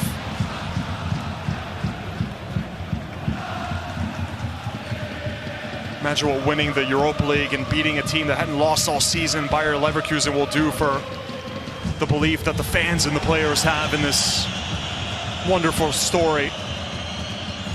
Historically, Chris, Atalanta is a team that's been a yo-yo club between Serie A and Serie B, and now they've become a mainstay. Mainstay at the top of the league, fighting for Champions League spots and actually winning European trophies. What a crazy storyline since Percassi and Gasperini led the charge. In some ways, the envy of every club in Serie A, but also the dream of every club in Serie A. It is available. You just have to give absolutely everything and get everything flawlessly right.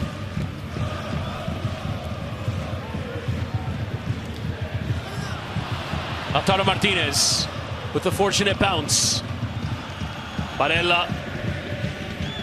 Çalhanoğlu.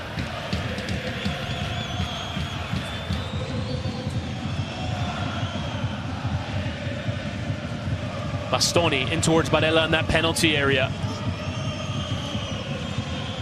Çalhanoğlu lifting in, and it arrives on that back post. Neither Lautaro nor Thuram could win in the air. What a delivery from Çalhanoğlu. That was perfect. Wonderful in-swinger. 2 options to aim for at the far post. But well defended.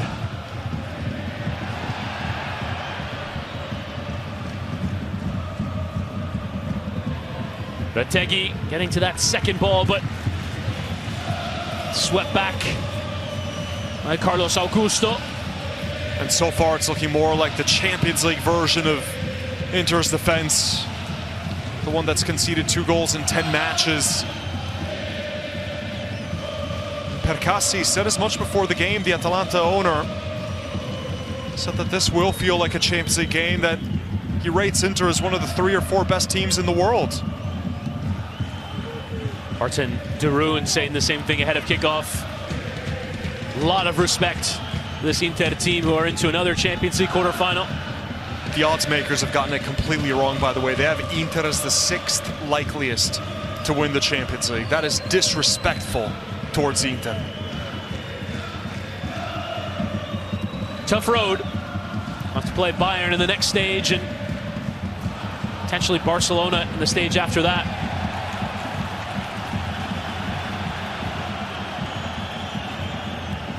This team's made a Champions League final. They've faced these tough roads before.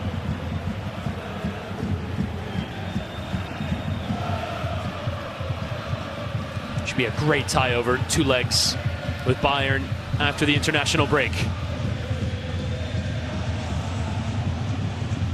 Darun will spread towards Pasalic. Lookman thought about taking from distance. Couldn't quite squeeze it through the Retegui, but he's got it back. Retegui on the turn with a block in.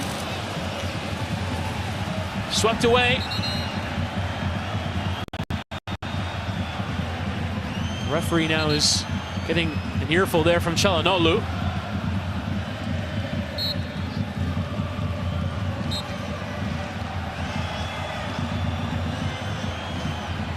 Confirmation of a throw into Atalanta.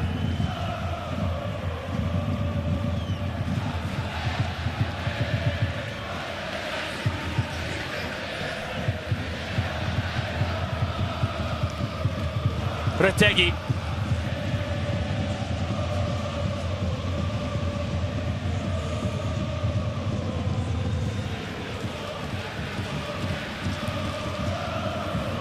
Back on halfway with Kolasinac. They will have their periods, this level of possession.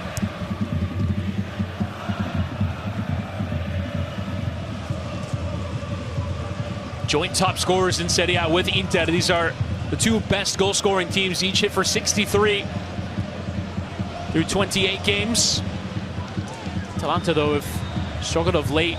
Score goals in this building.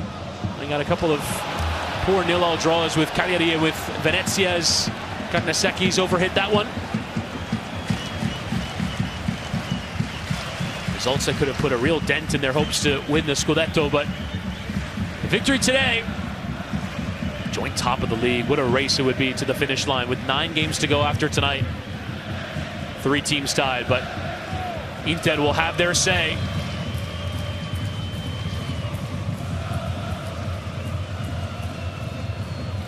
Could go a long way to end Atalanta's chances of winning this league if they were to win this game. Given away though, Kolasinac. Zappacosta. Whipping that cross in, and Acerbi volleying away. And back 3, resolute and strong. Reunited as well. Both Pavard and Acerbi have missed a lot of games because of injury. Haven't seen that combination of 3 as often as in years past. Kolasinac, lovely ball into Lookman. Goes low and early, Acerbi sweeping away.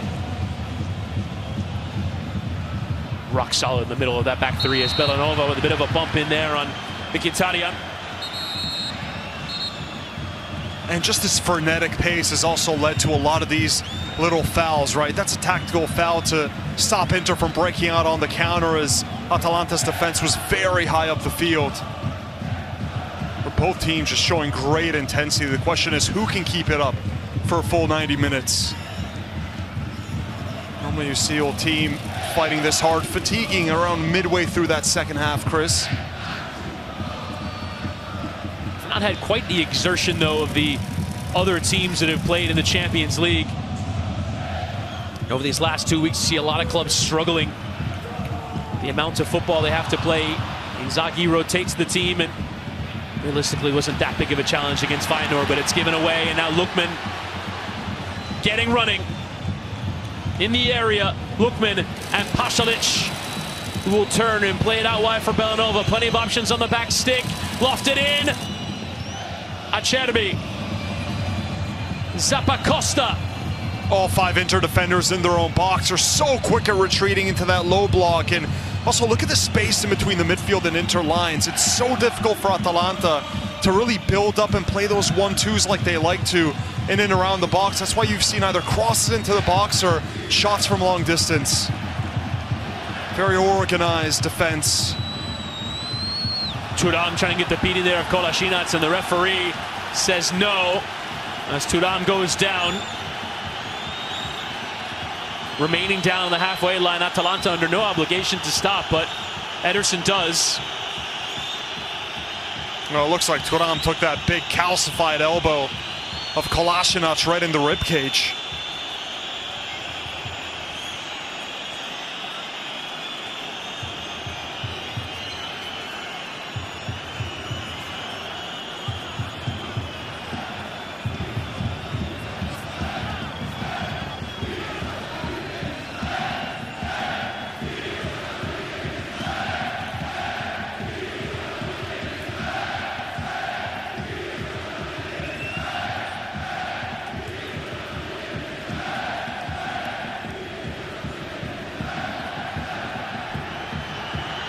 Am I hearing that right? Chi non salta Juventino, and I believe the Inter and Atalanta fans sung that one together, mocking Juventus's demise.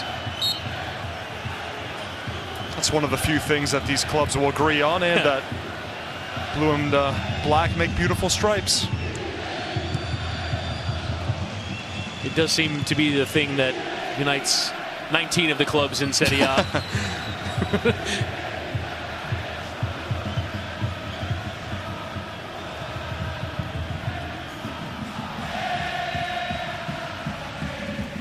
Dumfries.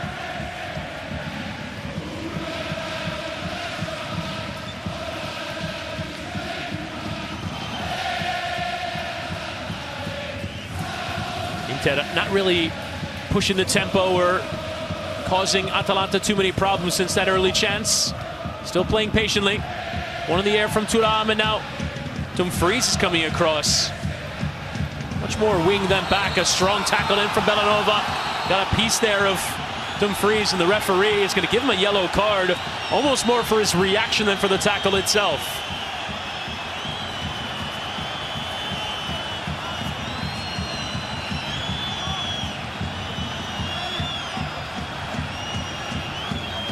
It was awkward there from Bellanova, but it's how he got up and said something to the referee, and that reaction's what prompted the yellow card straight away. Chuck for this Çalhanoğlu delivery. This is another one of the areas where he really thrives from the dead ball, whether he's going for goal with that rocket of a right foot or bending it in.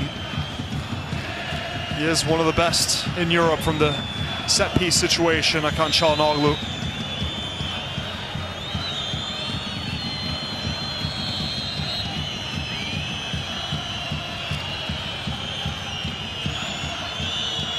McKennie summoned from this dead ball. Çalhanoğlu delivers with plenty of air. Karnaseki comes and punches away. Barella with a deflection in comes for Bastoni. He took with his weaker right and caught it, but steered it well wide.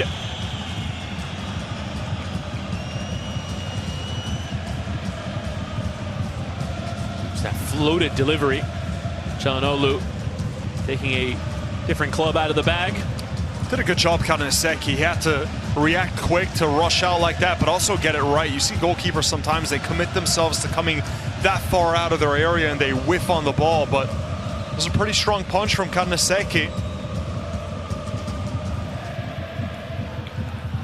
Bastoni taking a much more attacking role in the team with the injury to Federico Di Marco, as Lookman will come the other way. Goes central with Retegui on the turn, the sliding block in from Francesco Acerbi. You really got to thread the needles. We've been saying all game long how quickly Inter get into that defensive shape, and you see there's so little room to move around to find that actual accurate pass into the box like Lookman just did for a strike partner Retegui. It's been very difficult for Atalanta once they actually do get into the final third. And for Retegui, there's almost no space when he receives. No, I mean, he was surrounded by 3 Inter players. Mkhitaryan. Çalhanoğlu.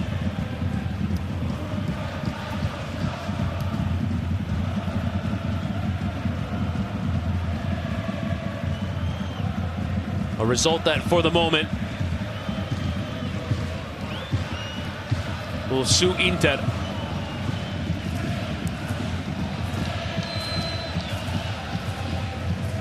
Status quo is good for the Nerazzurri. Atalanta are the ones that need something from this game to really give themselves a chance and put pressure on that top 2.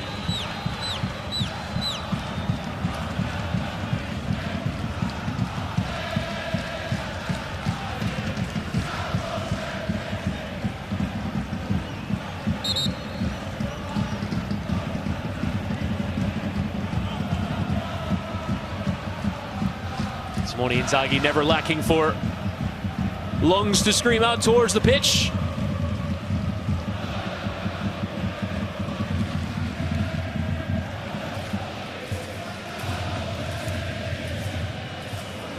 Sommer.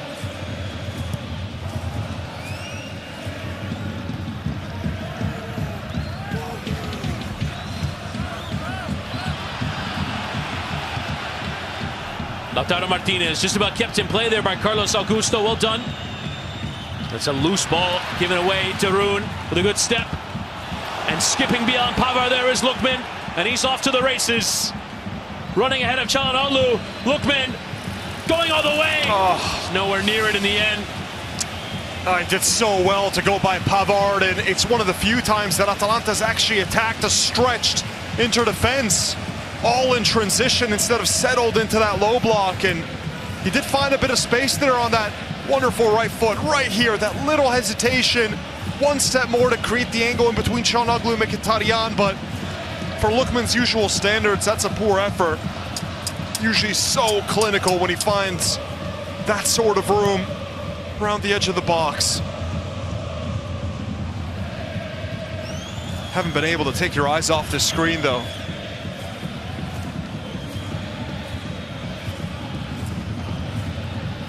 Don't have a goal, but we're already just about at halftime.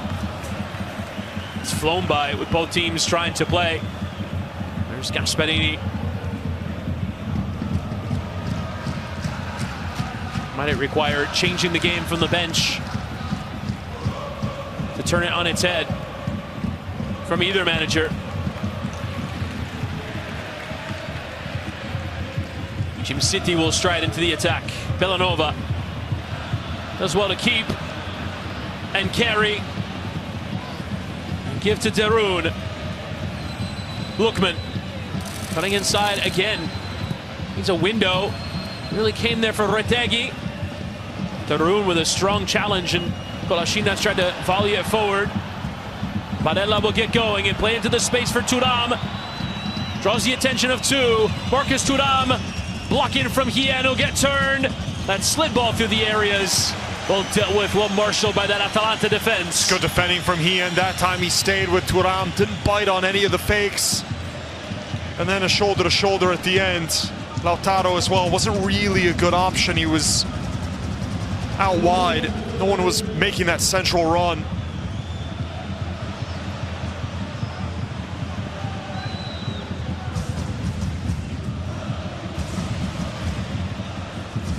Bastoni.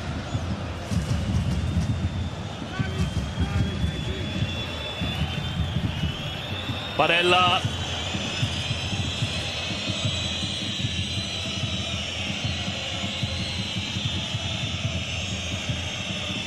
Çalhanoğlu.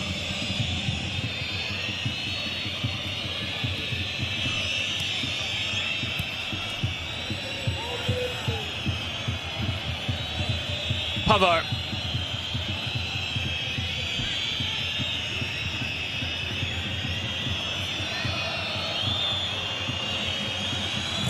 Pavard trying that early cross and closed down there by Kolasinac, and there is the halftime whistle in this massive clash at the top of the Serie A table. Marcus Thuram with by far the best opportunity of the first half, in behind, one-on-one with Carnesecchi, but hitting the post. Unable to convert that massive chance. Full reaction coming from our halftime studio team. On the other side, led by Papi Miller, who scored at the break, is Atalanta 0, Inter 0.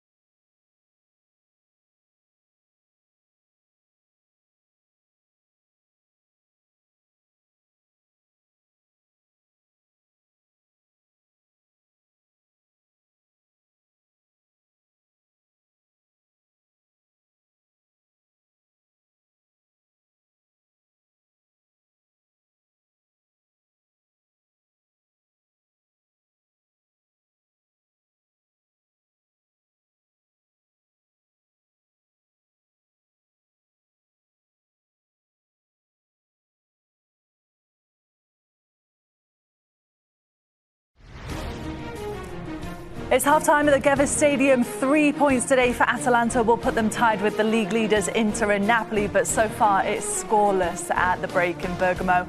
Good to have you with us, everyone. Poppy, Mike, Marco. Here is a look at the first half highlights for you. Not too many chances to show of that first half, really, is the boys maybe thought there would be more. There's the two coaches that are having a fantastic season. Let's not forget Inter got past Feyenoord in the Champions League. Atalanta coming in off the big win against Juventus last weekend. And how about this from Marcus Thuram 7 minutes in? Yeah, this is just a beautiful ball from Lautaro to Thuram. And you expect with the ability that he has to be able to score from this position. Inter started this game so strong, just exploiting that back line of Atalanta. And Atalanta saved by the post, and then some good defending and goalkeeping here from Carnesecchi. But definitely the best opportunity of the half we had came from Inter. Yeah, in this one, 18th minute, it was Pasalic coming late into the box in the number 10 position today. Ends up being a fantastic save from Sommer. You see there the header, the timing, almost gets it.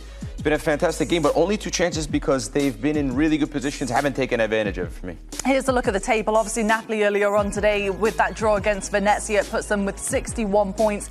Inter are ahead with 62. Atalanta with the chance to catch them. Who do you think's the happier of the two teams at the break? I would say Inter because they're playing away from home. They had the better of the chances. They started the game so strong and then it sort of shifted to Atalanta, but both sides are extremely dangerous. You could see why they're two of the best teams. The rhythm's been very high. Lookman, every time he gets on the ball, he could create something out of nothing. So it's going to come down to a game of the fine details, the little moments.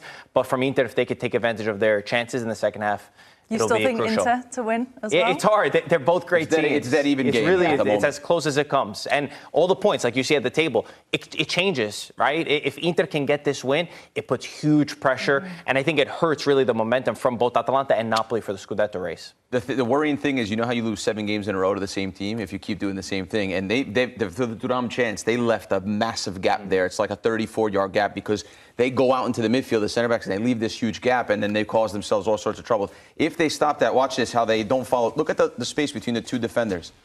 It's like more than 40 yards almost. It's ridiculous. So if they don't stop that, they get in trouble. That's the bad part, the man-to-man. And then Lookman, he's gotten the ball in some dangerous areas. If he can just get it right, when to pass, when to shoot at that last moment, Atalanta have had some really good moments as well. So this one's very tight. On a knife's edge, as Poppy loves to say, right? My favourite saying. I finally learned something from you. I mean, it is. This game is the perfect example of that, Absolutely. isn't it? Here's a look at the halftime stats. Just 1 shot on target. Do you think that we'll see any changes for either team in the second half, or they're happy so far? Yeah, I mean, I don't think we'll see changes right away, but certainly the bench has played a part in both of these sides. We say how Inter has 2 teams. They have the depth to be able to find and interpret a match. I think the same could be said about Atalanta and Gasperini, Charles de Catalare as well. So there's so many different options, I think. And again, it's so close and so tight. I want to see if Gasperini has been able to learn from those losses, because sometimes you learn a lot from their losses, but it's been so many. Since 2018, you're not able to beat this team. If you want to make that statement, if you want to tell the rest of Serie A, we're finally here, it'll come down to that. When you look at the game changers in the front, you look at the striking duo Thuram and Martinez, and you look at Retegui and Lookman. I think Retegui and Lookman look more like scoring and look more dangerous than the opposite two. And Retegui as well, when the ball gets into him, if he can make it stick a little bit more and get involved also in the play, not just in the box, I think that Atalanta can get 3 points. But do you think Inter is feeling all the pressure? Because obviously they are at the top, Atalanta's catching them, but Inter are obviously looking to keep the Scudetto, aren't they? I think teams that fight in all competitions, because Inter's still in it for the treble, as Inzaghi reminded everybody, or even the quadruple if you count the Club World Cup, which he did. You're always going to feel you're always going to feel the pressure, and things can fall into place at the end of the season. But yeah, it does come down to these moments, and I think you have to live up to the pressure, which usually this Inter side, at moments they've struggled. They did it against Milan, against Juventus, and against Napoli. They didn't always come out with the response that you would want from a championship team. Well, a point on the road for them, though, is not the end of the world. I agree. It's not bad. Yeah, these two teams on the ups, but guess who's on the down? Juventus. They are absolutely spiraling. Stay with us. We'll show you what happened at the Artemio Franchi earlier today between them and Fiorentina next.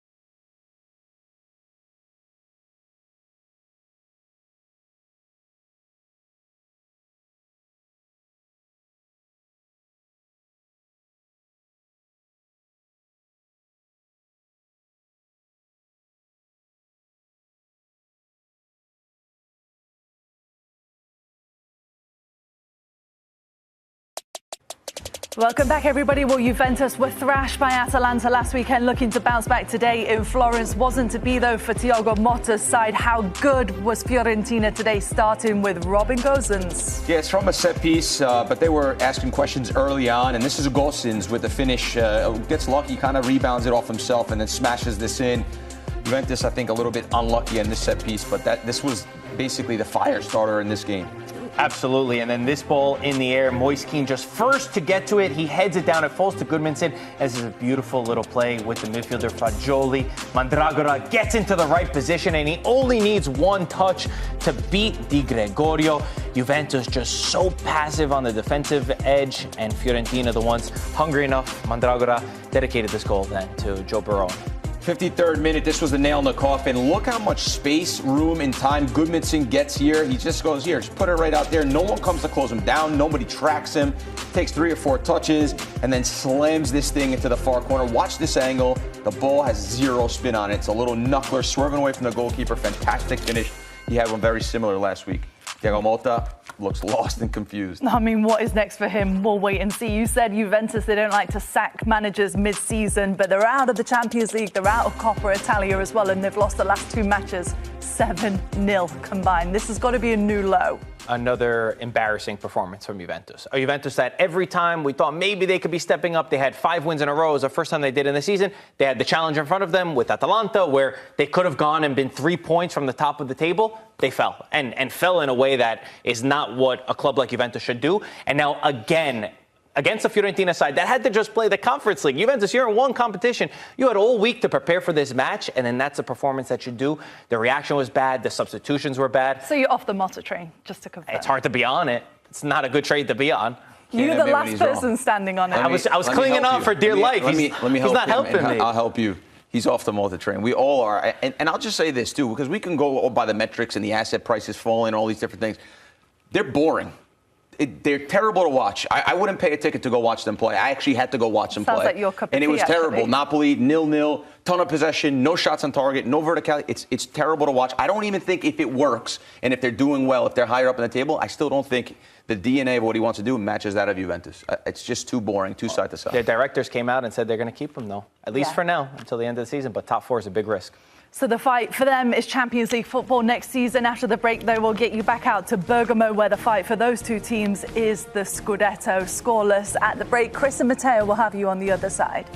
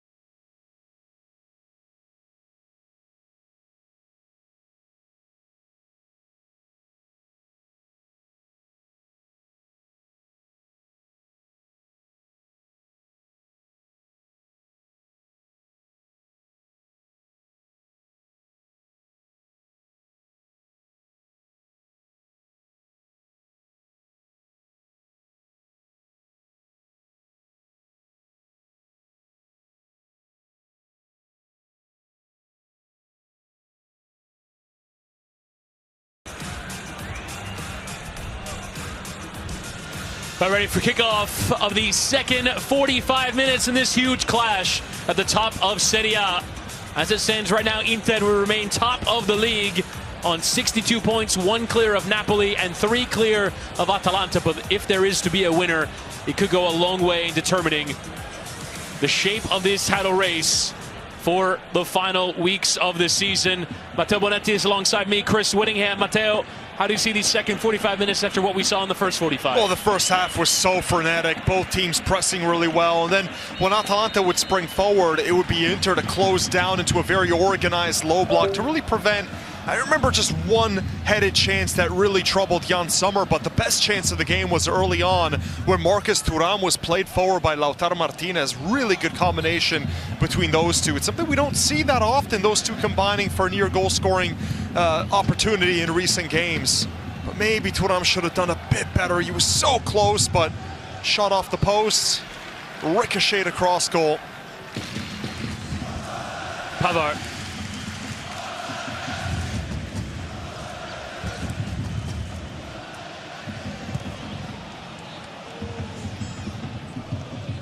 Now a chance for Atalanta to get going forward here, winning it near halfway with Kolasinac. Ederson was held and pushed and pulled, and it will be a free kick to Ladea.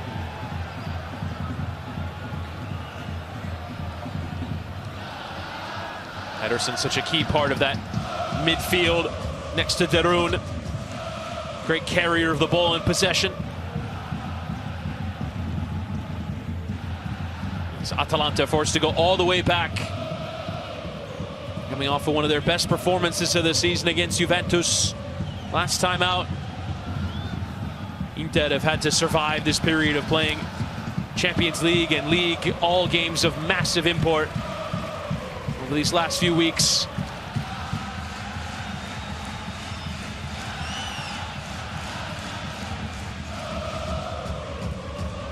Sometimes it's difficult to tell home fans from away fans, given the similarity of the shirts, of the home colors. Just look at the triangle that's divided by 2 glass cages, Chris. Fair point. Awkwardly out for a corner to come to Inter.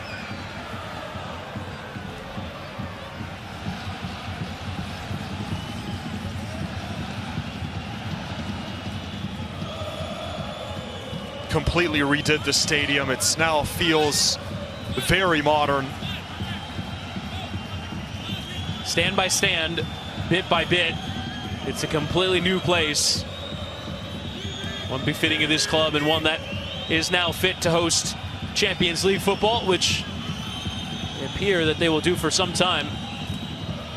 Çalhanoğlu is appealing and asking.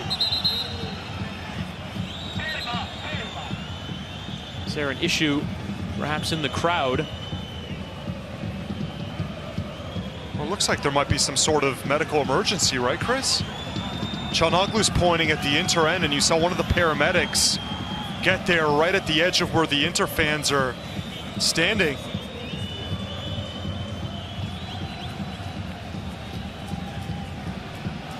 I've seen games stopped around the world for this reason.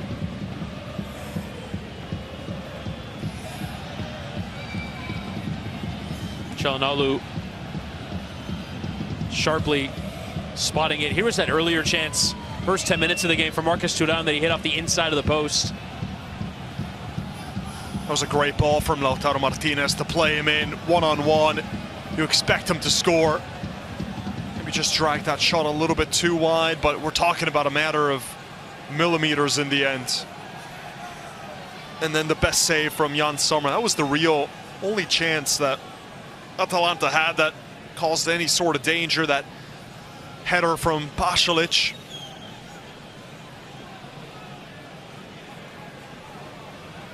And it's worrying scenes here, as seems like one of the fans is in some sort of real distress. But they have stopped the game, and there's a lot of worried looks. Lautaro Martinez, the captain, standing closest now to that corner.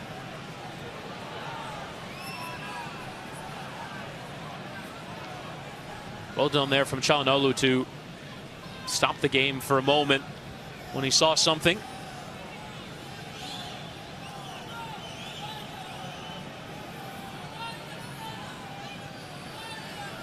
Watching on in that Atalanta technical area and concerned faces around the stadium. Well, not those two.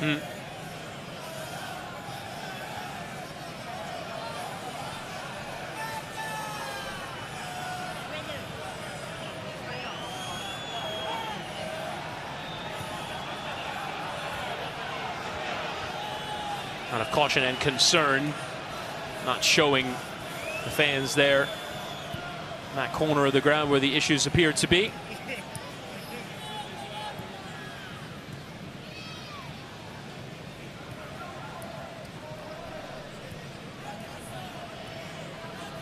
Simone Inzaghi, the manager of Inter. As the manager, you do take on almost an ambassador's role. You represent the club over and over again. We'll be sending well-wishers to whoever is having issues in the stadium.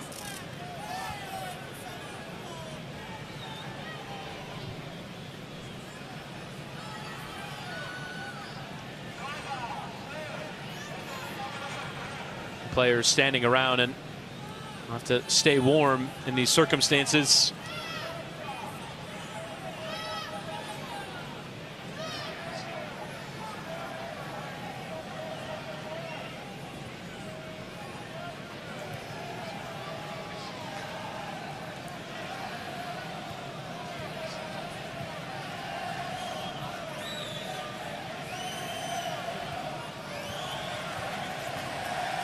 Denzel Dumfries was right around the scene earlier this year when Fiorentina's Eduardo Bove fainted in the middle of the game due to a heart issue. It'll be distressing to see something similar happening, albeit in the crowd.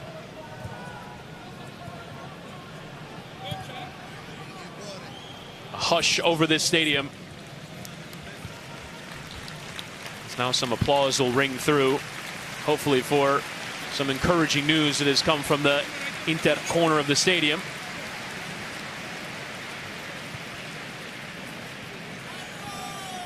Getting a report from the domestic broadcaster Sky Sport in Italy that a fan has suffered a problem. There is a stretcher in that corner of the stadium.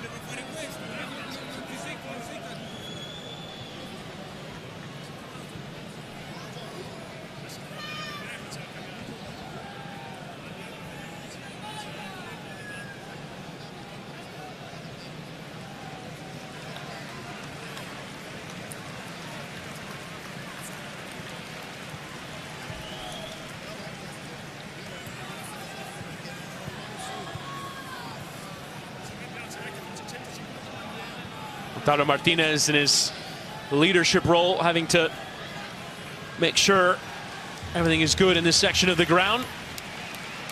More applause will go through, and it does seem as though the situation has been cleared, and we will resume play here momentarily.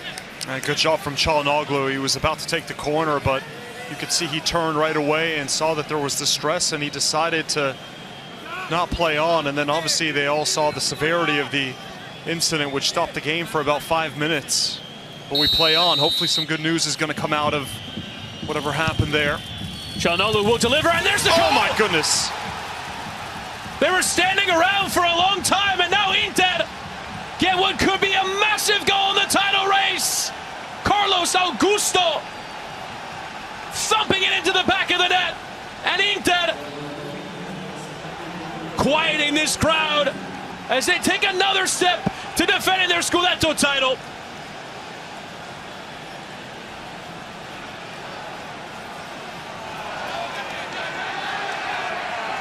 Well, you were saying, Chris, players trying to keep warm. It's still chilly in this part of Italy. And on this set piece, I mean, there's how many players standing around here? And look at the gap. That is inexplicably poor defending from the set piece by Atalanta. There's about 3 Inter players there with no one marking them. A cluster of Atalanta players are all nowhere near the danger. And it seemed like Atalanta hadn't yet decided to start playing. Like they were still on the pause mentally, because that was really poor defending and essentially a free header. Great delivery from Hakan Çalhanoğlu to put it right in that danger zone. Enough pace on the ball where Karnaseki can't come out to claim it, as he likes to do. And for whatever reason, Inter seem to have the number of Atalanta. 7 straight wins before this game against Ladea. And lifted away and out for the throw from Djimsiti. Bizarre circumstances surrounding the goal. After that several minutes delay, it does seem as though Atalanta had not yet restarted mentally. They will have to now. A defeat will put them 6 points behind with 9 games to go and no games left against Inter. Turn that gap around, away for a corner.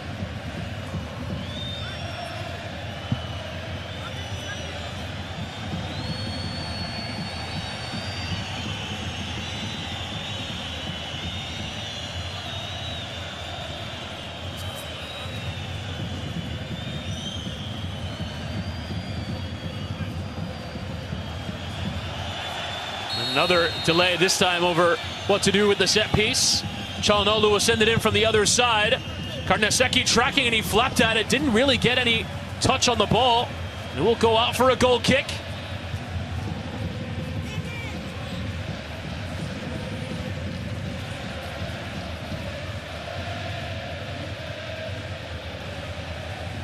Now Cherby was closest to it on the back post.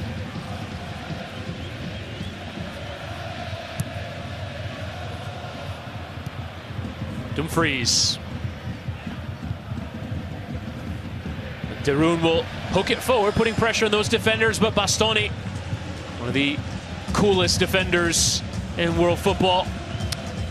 And Retegi's hardly been involved in this game. He's had 1 touch that I can remember inside the box for the player that's second behind, just Mo Salah, for goals scored in league competition in Europe. But Inter have done such a good job just limiting it to a lot of possession by Lookman, but outside of the box. And even Lookman's not been able to find a clear angle on goal. Just 1 wayward shot. Decent idea there from Lautaro Martinez, but not quite coming off. Bellanova walking the tightrope.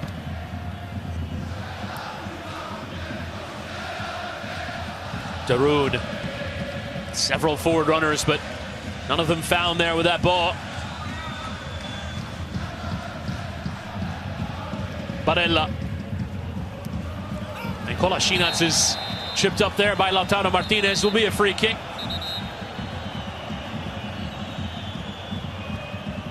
It's a high leg up there. And now it does look like the double change we saw in the offing. Ruggeri and De Ketelare will come on. Pasalic, Bellanova makes way.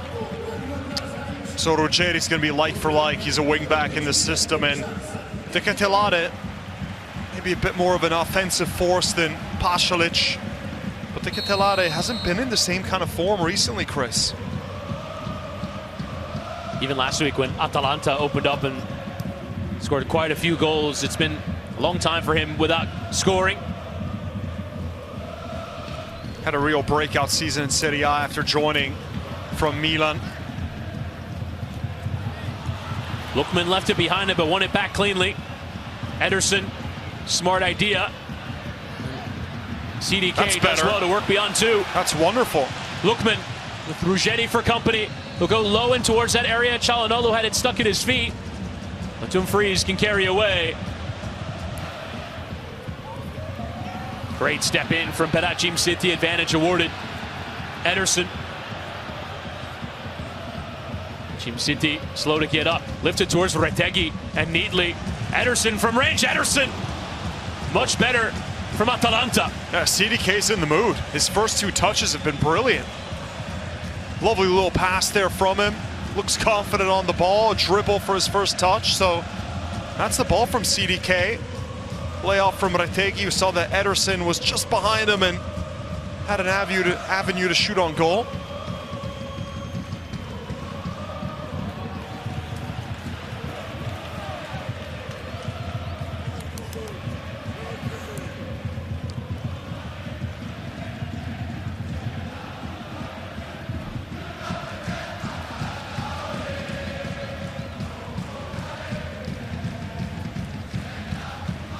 Isakian.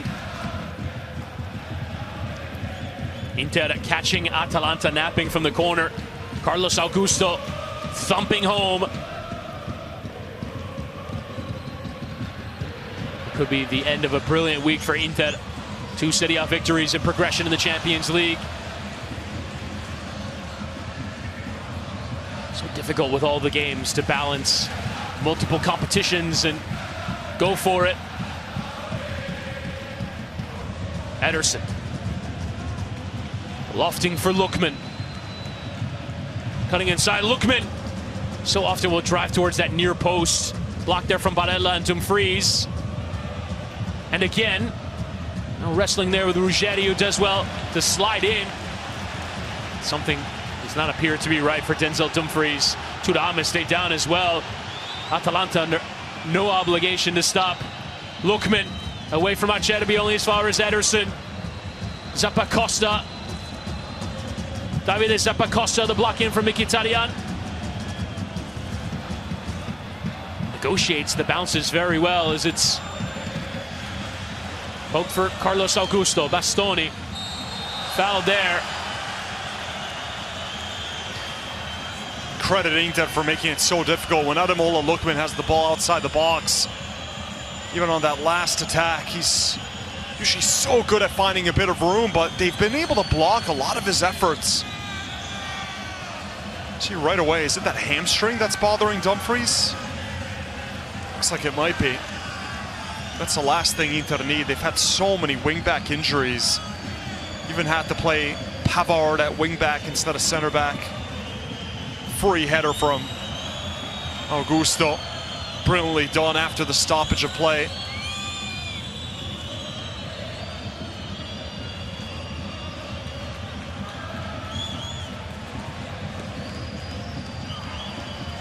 And what a luxury substitute it is when Di Marco can't play to bring in Carlos Augusto. Would be starting for many clubs in Serie A.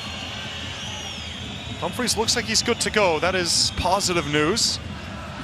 Looked awkward there, didn't it?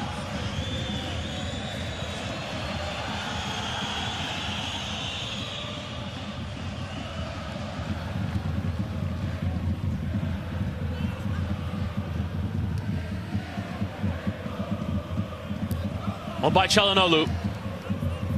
Will go out for the throw. Inter do lead Serie A with most goals scored in these second halves of games. That was their 35th of their 64 scored this season.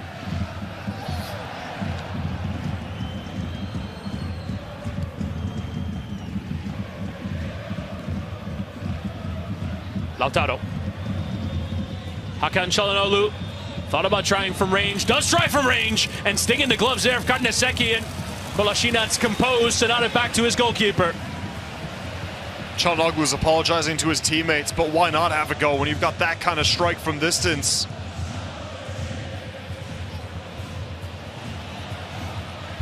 Trouble there was Ederson just about escaping it.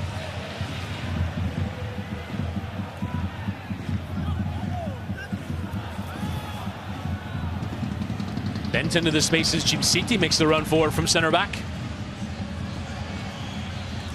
Just got caught between two. Atalanta go pressing, but Inter calm in their possession. Acerbi demonstrating it there.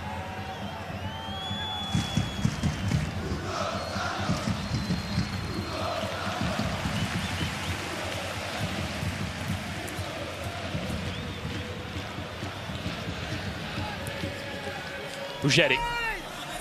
And Dumfries is struggling. He's gone down. Clearly that earlier problem is a problem, and that would be a big worry for Simone Inzaghi. Already down so many defenders, already down so many wide players. He's asking for it to get wrapped. He's telling him, hold on a second. No, I think Inzaghi's seen enough. He wants it to get wrapped very tightly. That's what he's asking the medical staff, but you saw that already getting the change there. It looked like Bisek was maybe about to come in, which would signal maybe a shift of Pavard to wing back, which we've seen before. Bisek would play at center back, so Pavard would probably move off to the right like he has in recent games. Yeah, they're not going to take any risks now. He's gone down twice in the span of a few minutes. Dumfries, who was called into international duty with the Netherlands, that might now be in doubt. So it is Jan Bisek to enter. Just to underscore how many defensive players Inter have out, there are 3 under-20s on the bench rather than full senior players. Again, De Vrij is out. Darmian, Zalewski, Di Marco. Of course, the loaning of Tejan Buchanan to Villarreal as well.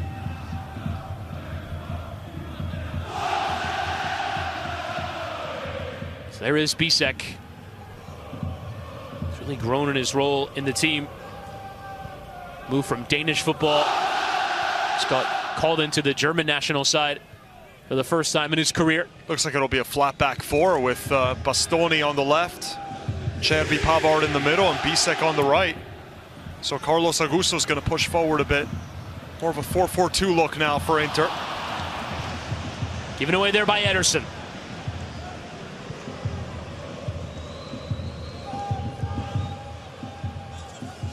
Mkhitaryan.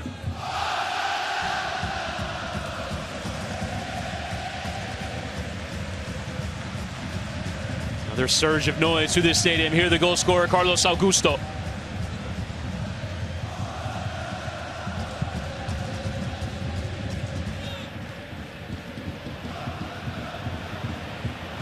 Cherby took a step forward, won the header, but Lautaro Martinez losing possession. Atalanta need to get into gear.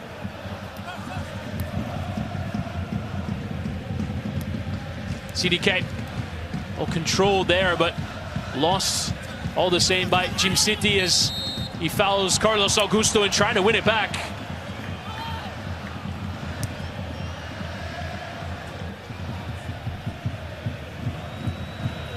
Bisek. Into Ruggeri and out for the throw. Bisek coming much further forward than we're accustomed to seeing. Looking comfortable all the same.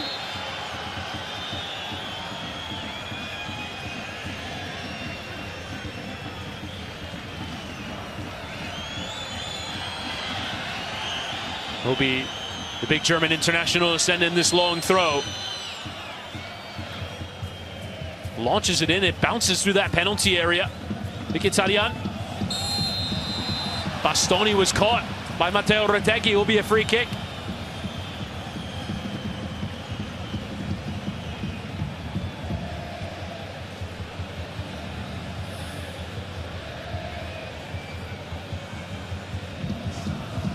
It's one of those questions, who hit who? That is the point that Retegui is making. It's completely accidental, though. Both players going for the same ball. That's a shot from distance from Çalhanoğlu, and had that been to either side with the pace that he was coming in at, would have definitely been a real problem for Karnesecki. Çalhanoğlu, from this position, you think surely he's going to cross it in. I remember seeing a few of his goals in the Bundesliga where he hit it from this distance and even further out and actually scored direct on goal. Which sounds crazy, but go look at the highlights. They're there. Header one from Cherby from the subsequent free kick. Atalanta dealing with it, if only temporarily.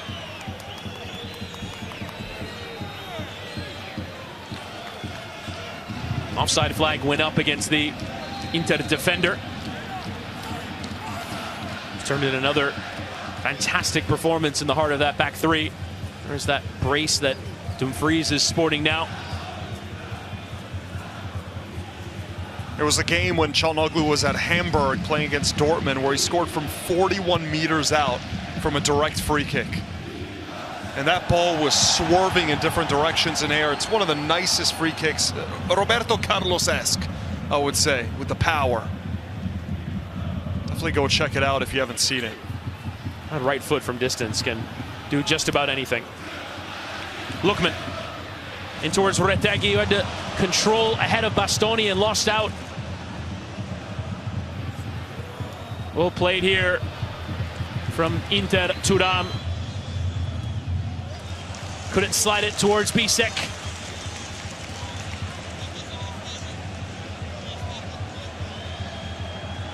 There was a suggestion that Thuram wouldn't join up with the French national side. He is playing through some pain, Marcus Thuram.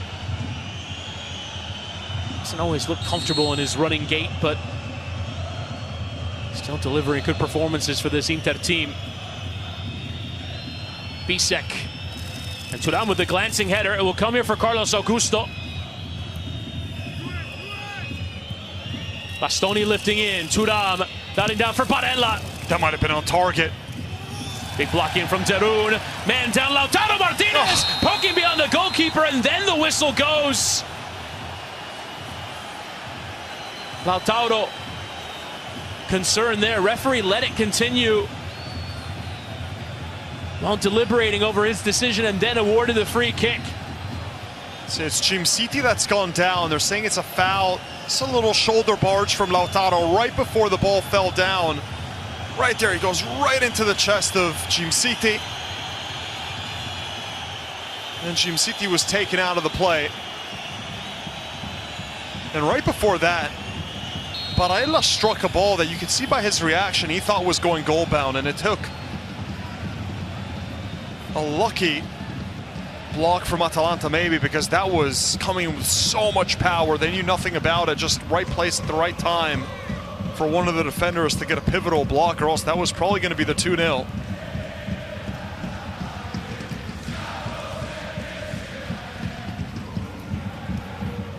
Darun. Ederson. Down the line. Low delivery towards Retegui. Acerbi was there first. Went away there from Darun. Well kept there from Barella. Lusto, Kolasinac. How good has Kolasinac been today? His reading of the game. Lookman towards Retegui. Mkhitaryan was there first. Every time Atalanta send those low crosses through, Inter are well alert to it. Ruggeri this time. Retegui trying to get inside of Acerbi, who won. Doing a really good job now, Inter, of playing out of the back. Quick, confident passes just to get out of the danger and create a bit of breathing room in possession. But I mean, the way that this Inter defense has taken Matteo Retegui out of the game completely, he has not had an inch of space to work any sort of magic. Lautaro, first time into Marcus Thuram. Low driven cross right across that face of goal. No one was responding in that 6-yard box.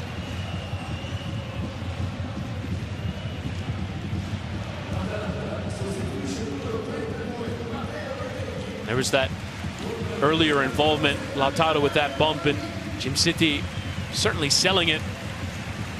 Djimsiti definitely sold it. I think we could see it there from those replays. It wasn't the most egregious barge. And it is. So Djimsiti will make way.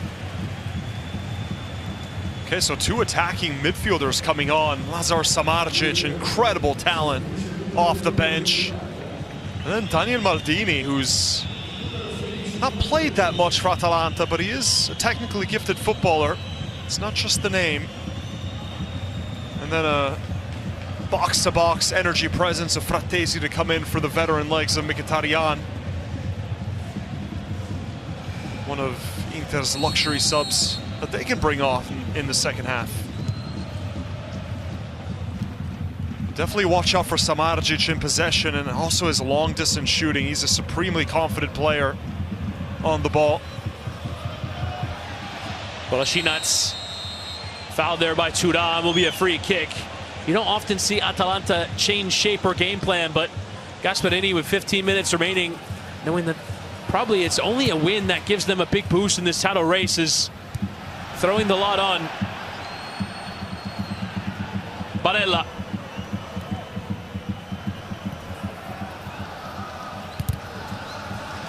Bastoni just hits it off of De Ketelare.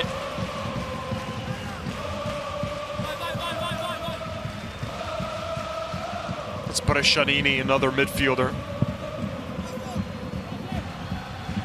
Looks to be the last that will enter the fray.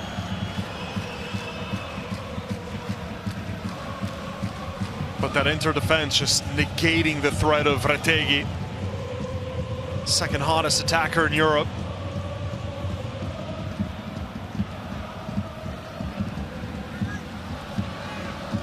And in fairness to Retegui, it's not really his fault. There's not much he could have done with the passes that came his way. He didn't have one playable ball that he was able to receive where he had even a sniff of a chance to go on goal.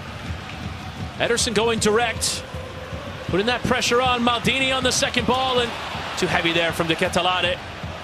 Swept into the air from Pavard. Remember Samardzic gate? He was supposed to join Inter. His dad got involved. There was a bizarre situation in the off-season more than a year ago.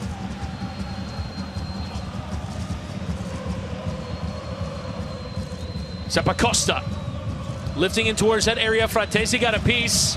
Ederson just lifting back in towards Lookman, who got the touch but took him away from goal rather than towards it. Maldini deflects several times on its way through.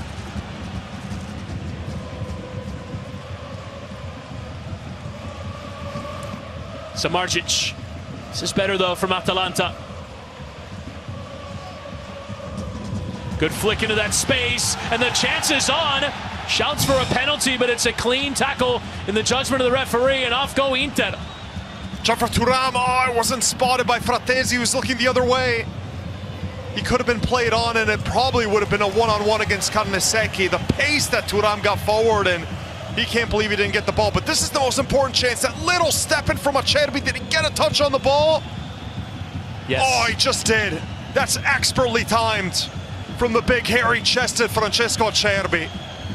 Just gets a heel onto the ball before Samardzic can, or before he makes contact on Samardzic. Veteran experience from Acerbi. Why are you looking at me like that? Your choice of descriptors.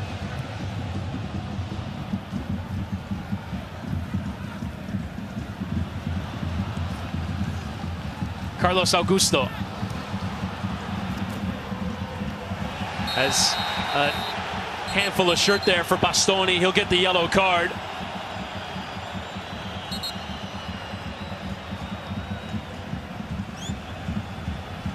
Trying to deny that break.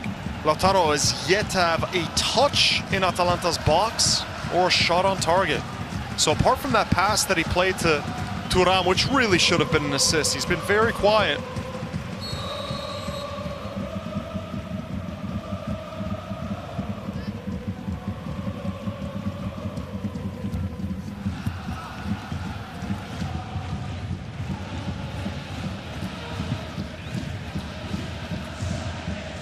Kolasinac. Lookman was just beyond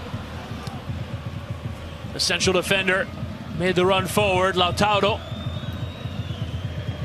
Just wonder if that chance for a second on is here for Inter. Lifted and caught by Carnesecchi.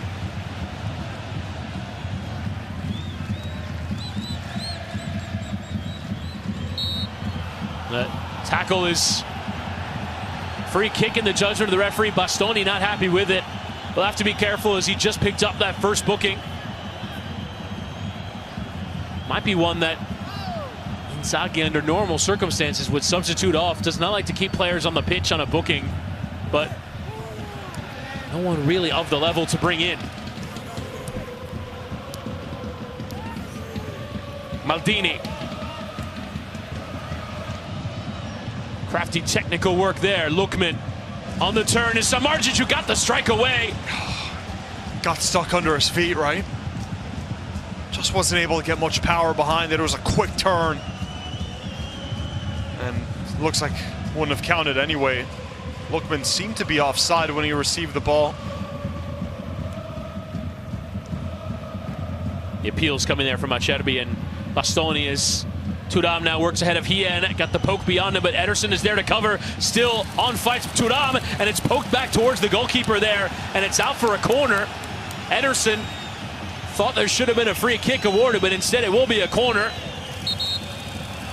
And now a yellow for Dissent. Oh, he's got to watch out here. He really's got to watch out.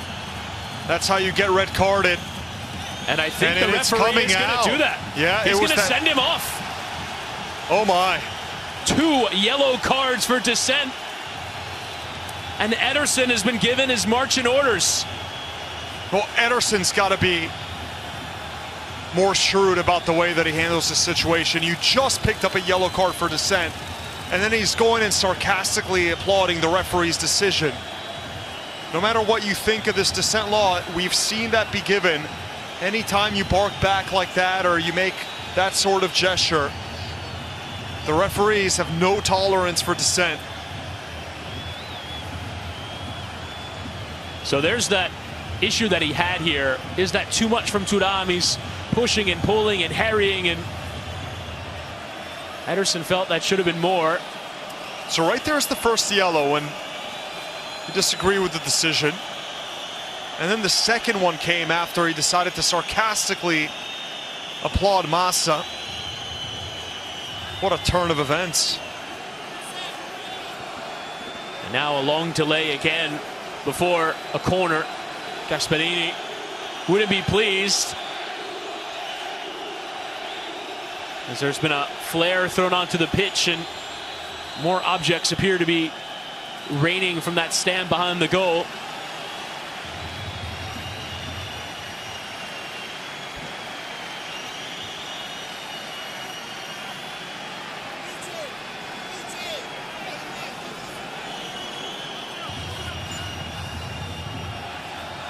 Big moments here. Atalanta can see their push for the title slipping through their grasps.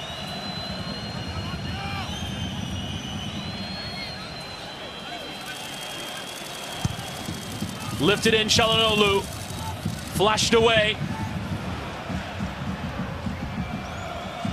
Pavard.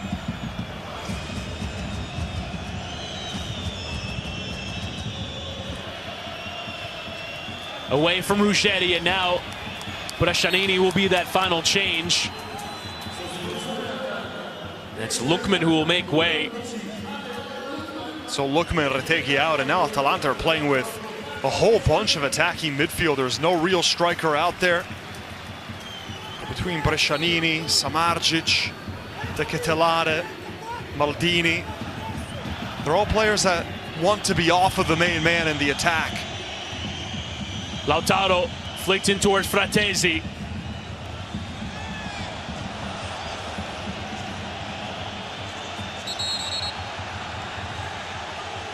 Kolasinac will now take the throw. You'd imagine Inter will now feel they can go pressing with that man advantage, make it uncomfortable for Atalanta to play. Maldini wins the header. One back by Fratesi. Bisek. Throw it again to the Nerazzurri. See that message towards those defenders of Inter from Inzaghi. Thuram got inside of Isak Hien. He felt he was held, but the referee disagrees.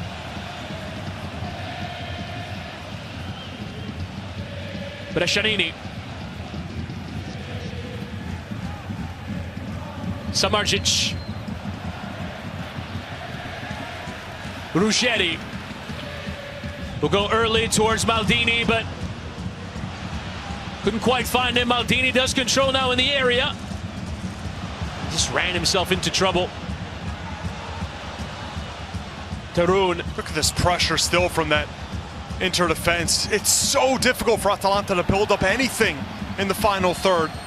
Back heel into the stride of Carlos Augusto. Lift towards the area. Ball. Bisek arriving, and he gets his finish all wrong. Oh no. The finish of a center back that. Yeah, and he's in uncharted territory, isn't he? He's wandering forward as a right back. That's never been his role. That's not where he's at his most confident.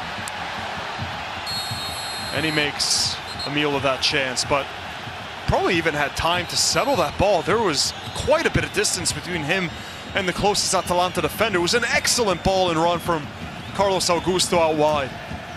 And had it been really anyone else in the midfield or the attack to receive that ball, probably would have been hit on target, given the goal-scoring threat that so many of these Inter players pose. But not Bisek.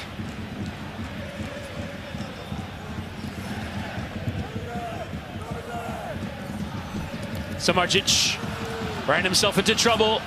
Fratesi.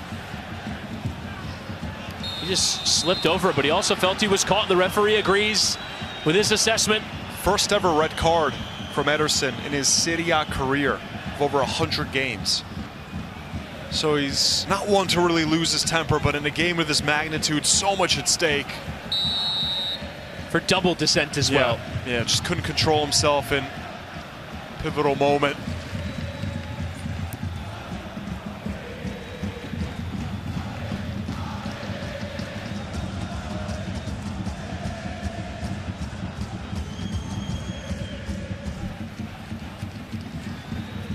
One from Kolasinac and poked him behind. Lautaro Martinez riding the defender, but no come for Barella. Lautaro Martinez! And it's Bianca Nesecki! And it should be job done now! The captain, the top goal scorer, Lautaro Martinez! Puts Atalanta to the sword, might end their hopes in the title race, and will put Inter 3 points clear at the top of Serie A. It's just what he does. And Lautaro silencing the critics, saying that he doesn't score enough in big games. This is one of the biggest Inter have had all season long, where you could either be in a three-way tie in first place, or you could be +3 over Napoli, all alone at the top of the table. And Lautaro should have so easily had an assist early on in the first half. Looks like Gasperini's been red carded here as well. He's gone berserk. And it was such a tight angle. Carnesecchi was able to get a touch. And Gasperini, who is an absolute legend around these parts, even if he gets sent off, he'll receive a standing ovation. It was the header from Kolasinac that plays it right into the path of Barella. Does well to get that recovery tackle, but right there, as Kolasinac makes the tackle, he leaves a bit of room for Lautaro to exploit. He strikes it so sweetly. Loads of power on that shot. Tight angle. And it goes right through the fingertips of Marco Carnesecchi. And look at the reaction here from Inzaghi. A colossal result, this from Inter.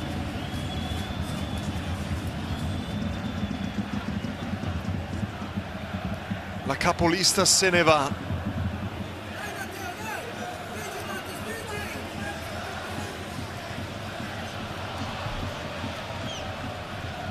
Inter will enter April in exactly the position they want to be, in contention for 3 trophies. Fratesi looking to make it 3. Coppa Italia semi-final, 2 legs to play against Milan. Champions League quarterfinal to play against Bayern, and 9 more games left in Serie A. Bastoni, here's Lautaro, and Fratesi for the third. Fratesi, Carnesecchi making the save. It will still be a corner, but it was right there to finish off the game with a sweet move. Great passing combinations. They're playing freely now, but Fratesi, just like Thuram, he's got to do better. It's a good kick save from Carnesecchi. He had the option to go for the chip, but Frattesi, it just hasn't been his period at Inter. And here come now some more fresh legs for the final seconds. A wholesale change in attack with both Correa and Mehdi Taremi coming on. And also the deep line playmaker, Christian Aslani. Just to see this game out. 8 straight wins, unless something magical happens from Atalanta. 8 straight wins from Inter against Atalanta. That is remarkable, given the quality that Atalanta has shown for so long now. But for whatever reason, they just struggle so much against Inter. Be 13 without a win. That's crazy. Against Inter for Atalanta.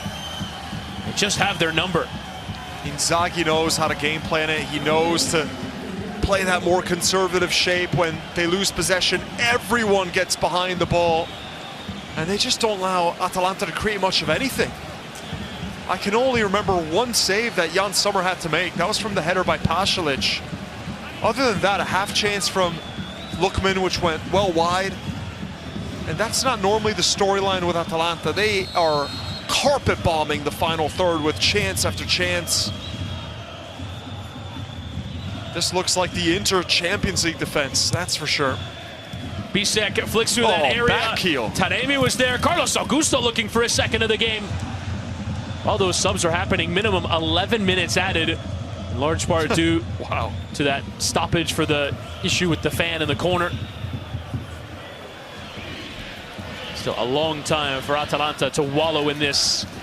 Unless they can magically turn it around, that is enough time, but we need a dramatic flip in the shape of this game.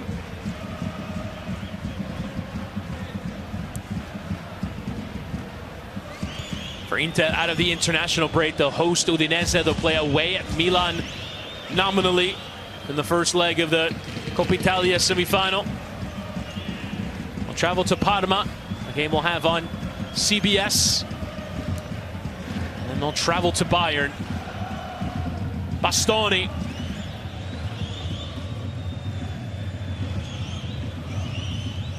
Carlos Augusto, back for Bastoni! Only just over. I mean, 93rd minute. You have a 2-goal advantage, and Bastoni's flying forward from center back, putting himself in this position, and struck it sweetly with his left foot. This time that Atalanta played, and there's also going to be all the statistics about how long it's been since Atalanta have scored against Inter.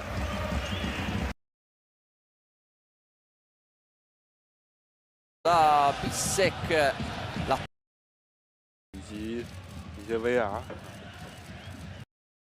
Here's Bastoni.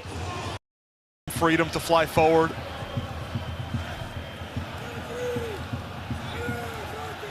Samardzic. Maldini couldn't quite escape of the season in all competitions. Bisek.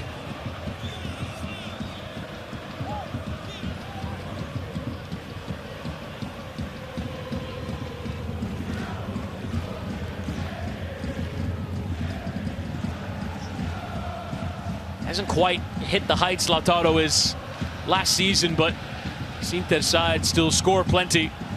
Get goals from all over.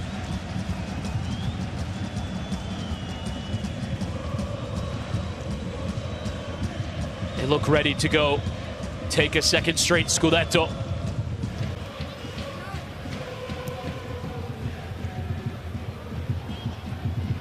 Nodded back and claimed by Carnesecchi. Stony 拿到去年的欧联杯冠军啊，但是如果你想要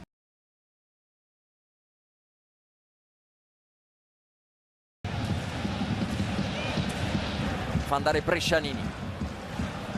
Scontro tra Maldini e Bastoni, il fallo è del difensore dell'Inter. Prende posizione, Bastoni colpisce la gamba destra, c'è cartellino giallo per Bastoni, secondo anche per lui, si torna in parità come uomini in campo, 10 contro 10. espulso anche Bastoni dopo Ederson.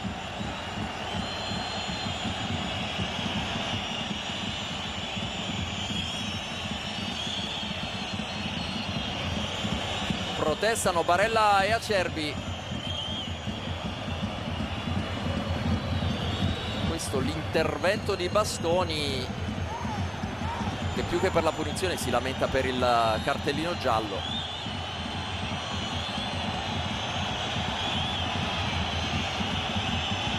Astuto Maldini ad allargare la gamba, a farsi colpire, e poi è arrivata l'ammonizione per Alessandro Bastoni. Secondo cartellino giallo e rientro anticipato negli spogliatoi anche per lui.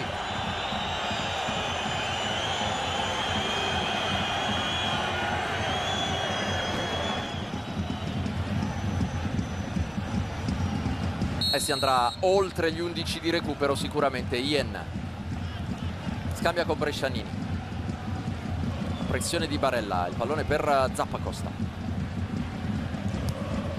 Samardzic cambia su Kolasinac. De Ron,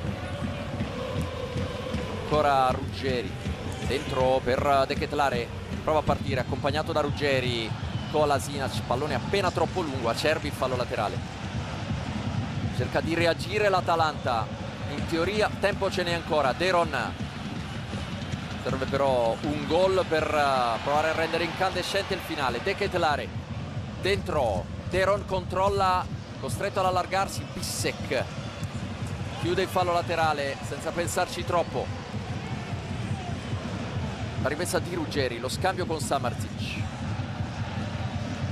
Ruggeri d'esterno, centra Kolasinac, la ripartenza di Taremi, palla buona per Barella che prova a correre, inseguito da Brescianini, si ferma, guarda il movimento di Taremi, guarda anche quello di Frattesi, sceglie di tener palla, caricato da Brescianini, la difende Barella che poi si porta a casa questa punizione.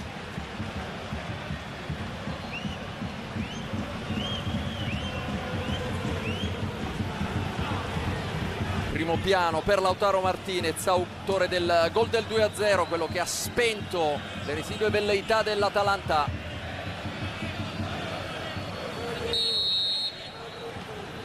La batte Aslani. La finta, il tocco dietro per Pavar. Acerbi. Sommer. La impressione Samardzic, il lancio lungo di Sommer. Zappacosta. Controllo di Maldini che prova a girarsi su Carlos Augusto. Brescianini la gioca con Kolasinac, la muove per De Ketelaere, prova a partire, seguito da Frattesi, insiste De Ketelaere, lo scarico per Ruggeri, la mette sul destro, tocco dietro per Maldini, ingabbiato fra quattro, cerca spazio, Maldini, il destro, Sommer, faccia forte ma centrale, senza problemi Sommer. Questa è la posizione di partenza di Lautaro in occasione del raddoppio Inter, con l'assist di Barella per il capitano che fa 2-0. Ien dietro per Carnesecchi, la palla lunga, ci può arrivare Daniel Maldini.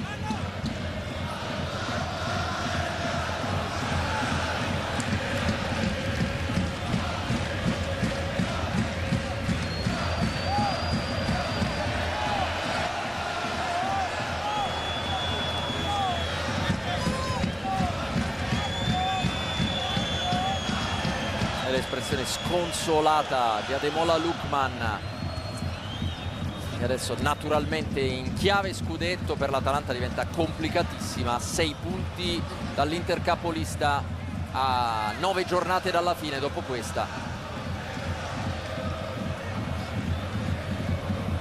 4 punti in 6 partite nel 2025 qui a Bergamo. Ruggeri dietro per Samardzic, carica il sinistro, la deviazione, palla spazzata da Carlos Augusto, recuperata da Kolasinac, mette giù, la chiede Zappacosta, ma c'è l'ottimo intervento di Correa che può partire, inseguito proprio da Zappacosta, mette in movimento Barella,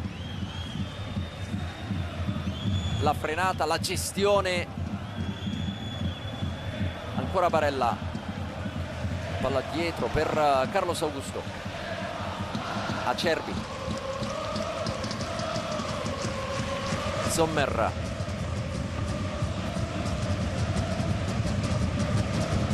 direzione Bissek, il colpo di testa è di Ruggeri, il controllo di De Ketelaere, apre su Deron, la scivolata, il fallo laterale di Bissek, Ruggeri, palla dietro per Deron, il controllo di Samardzic, Ian Brescianini. Siamo entrati nell'ultimo teorico minuto di recupero, giocherà oltre però gli 11. Lo slalom di Maldini, cerca l'ingresso in area, la percussione, fermato alla fine Maldini un po' in versione uno contro tutti, riparte Correa, si allarga Taremi, la tiene Correa, bello il filtrante, sta arrivando Frattesi dall'altro lato, Taremi cerca il servizio, troppo su carne secca, applaude Frattesi per l'idea. Samardzic ha cambiato su Zappacosta che può spingere a destra, gli ultimi assalti dell'Atalanta, punta Carlos Augusto, cerca il tiro, pallone alto.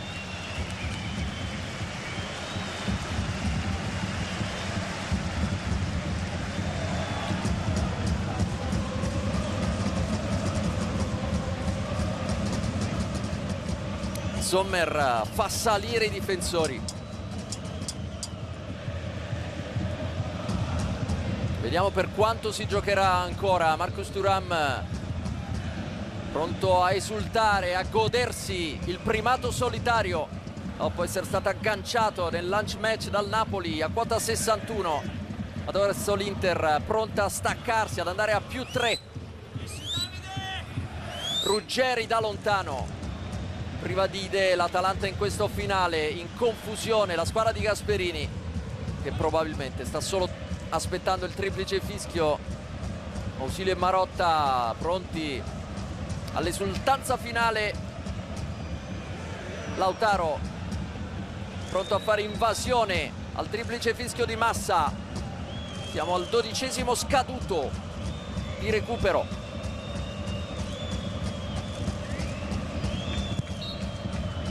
Finisce qui, l'Inter batte l'Atalanta a Bergamo nel big match e conquista il primato solitario. I 2 gol nella ripresa, la sblocca Carlos Augusto, la chiude Lautaro Martinez. 2 espulsioni, una per parte Ederson nell'Atalanta e Bastoni nell'Inter. La squadra di Simone Inzaghi adesso va a +3 dal Napoli, a +6 dalla Dea. Si va così con questa classifica per i primi 3 posti alla sosta per gli impegni della nazionale, ma l'Inter ha costruito davvero un blocco importante adesso in questa volata finale scudetto. Ci prepariamo alle ultime 9 giornate con questa situazione di classifica. Inter impegnata sì su 3 fronti, campionato, Coppa Italia e Champions, ma che ripartirà con 3 punti di vantaggio da gestire sul Napoli secondo e sull'Atalanta ora a 6 lunghezze dalla capolista.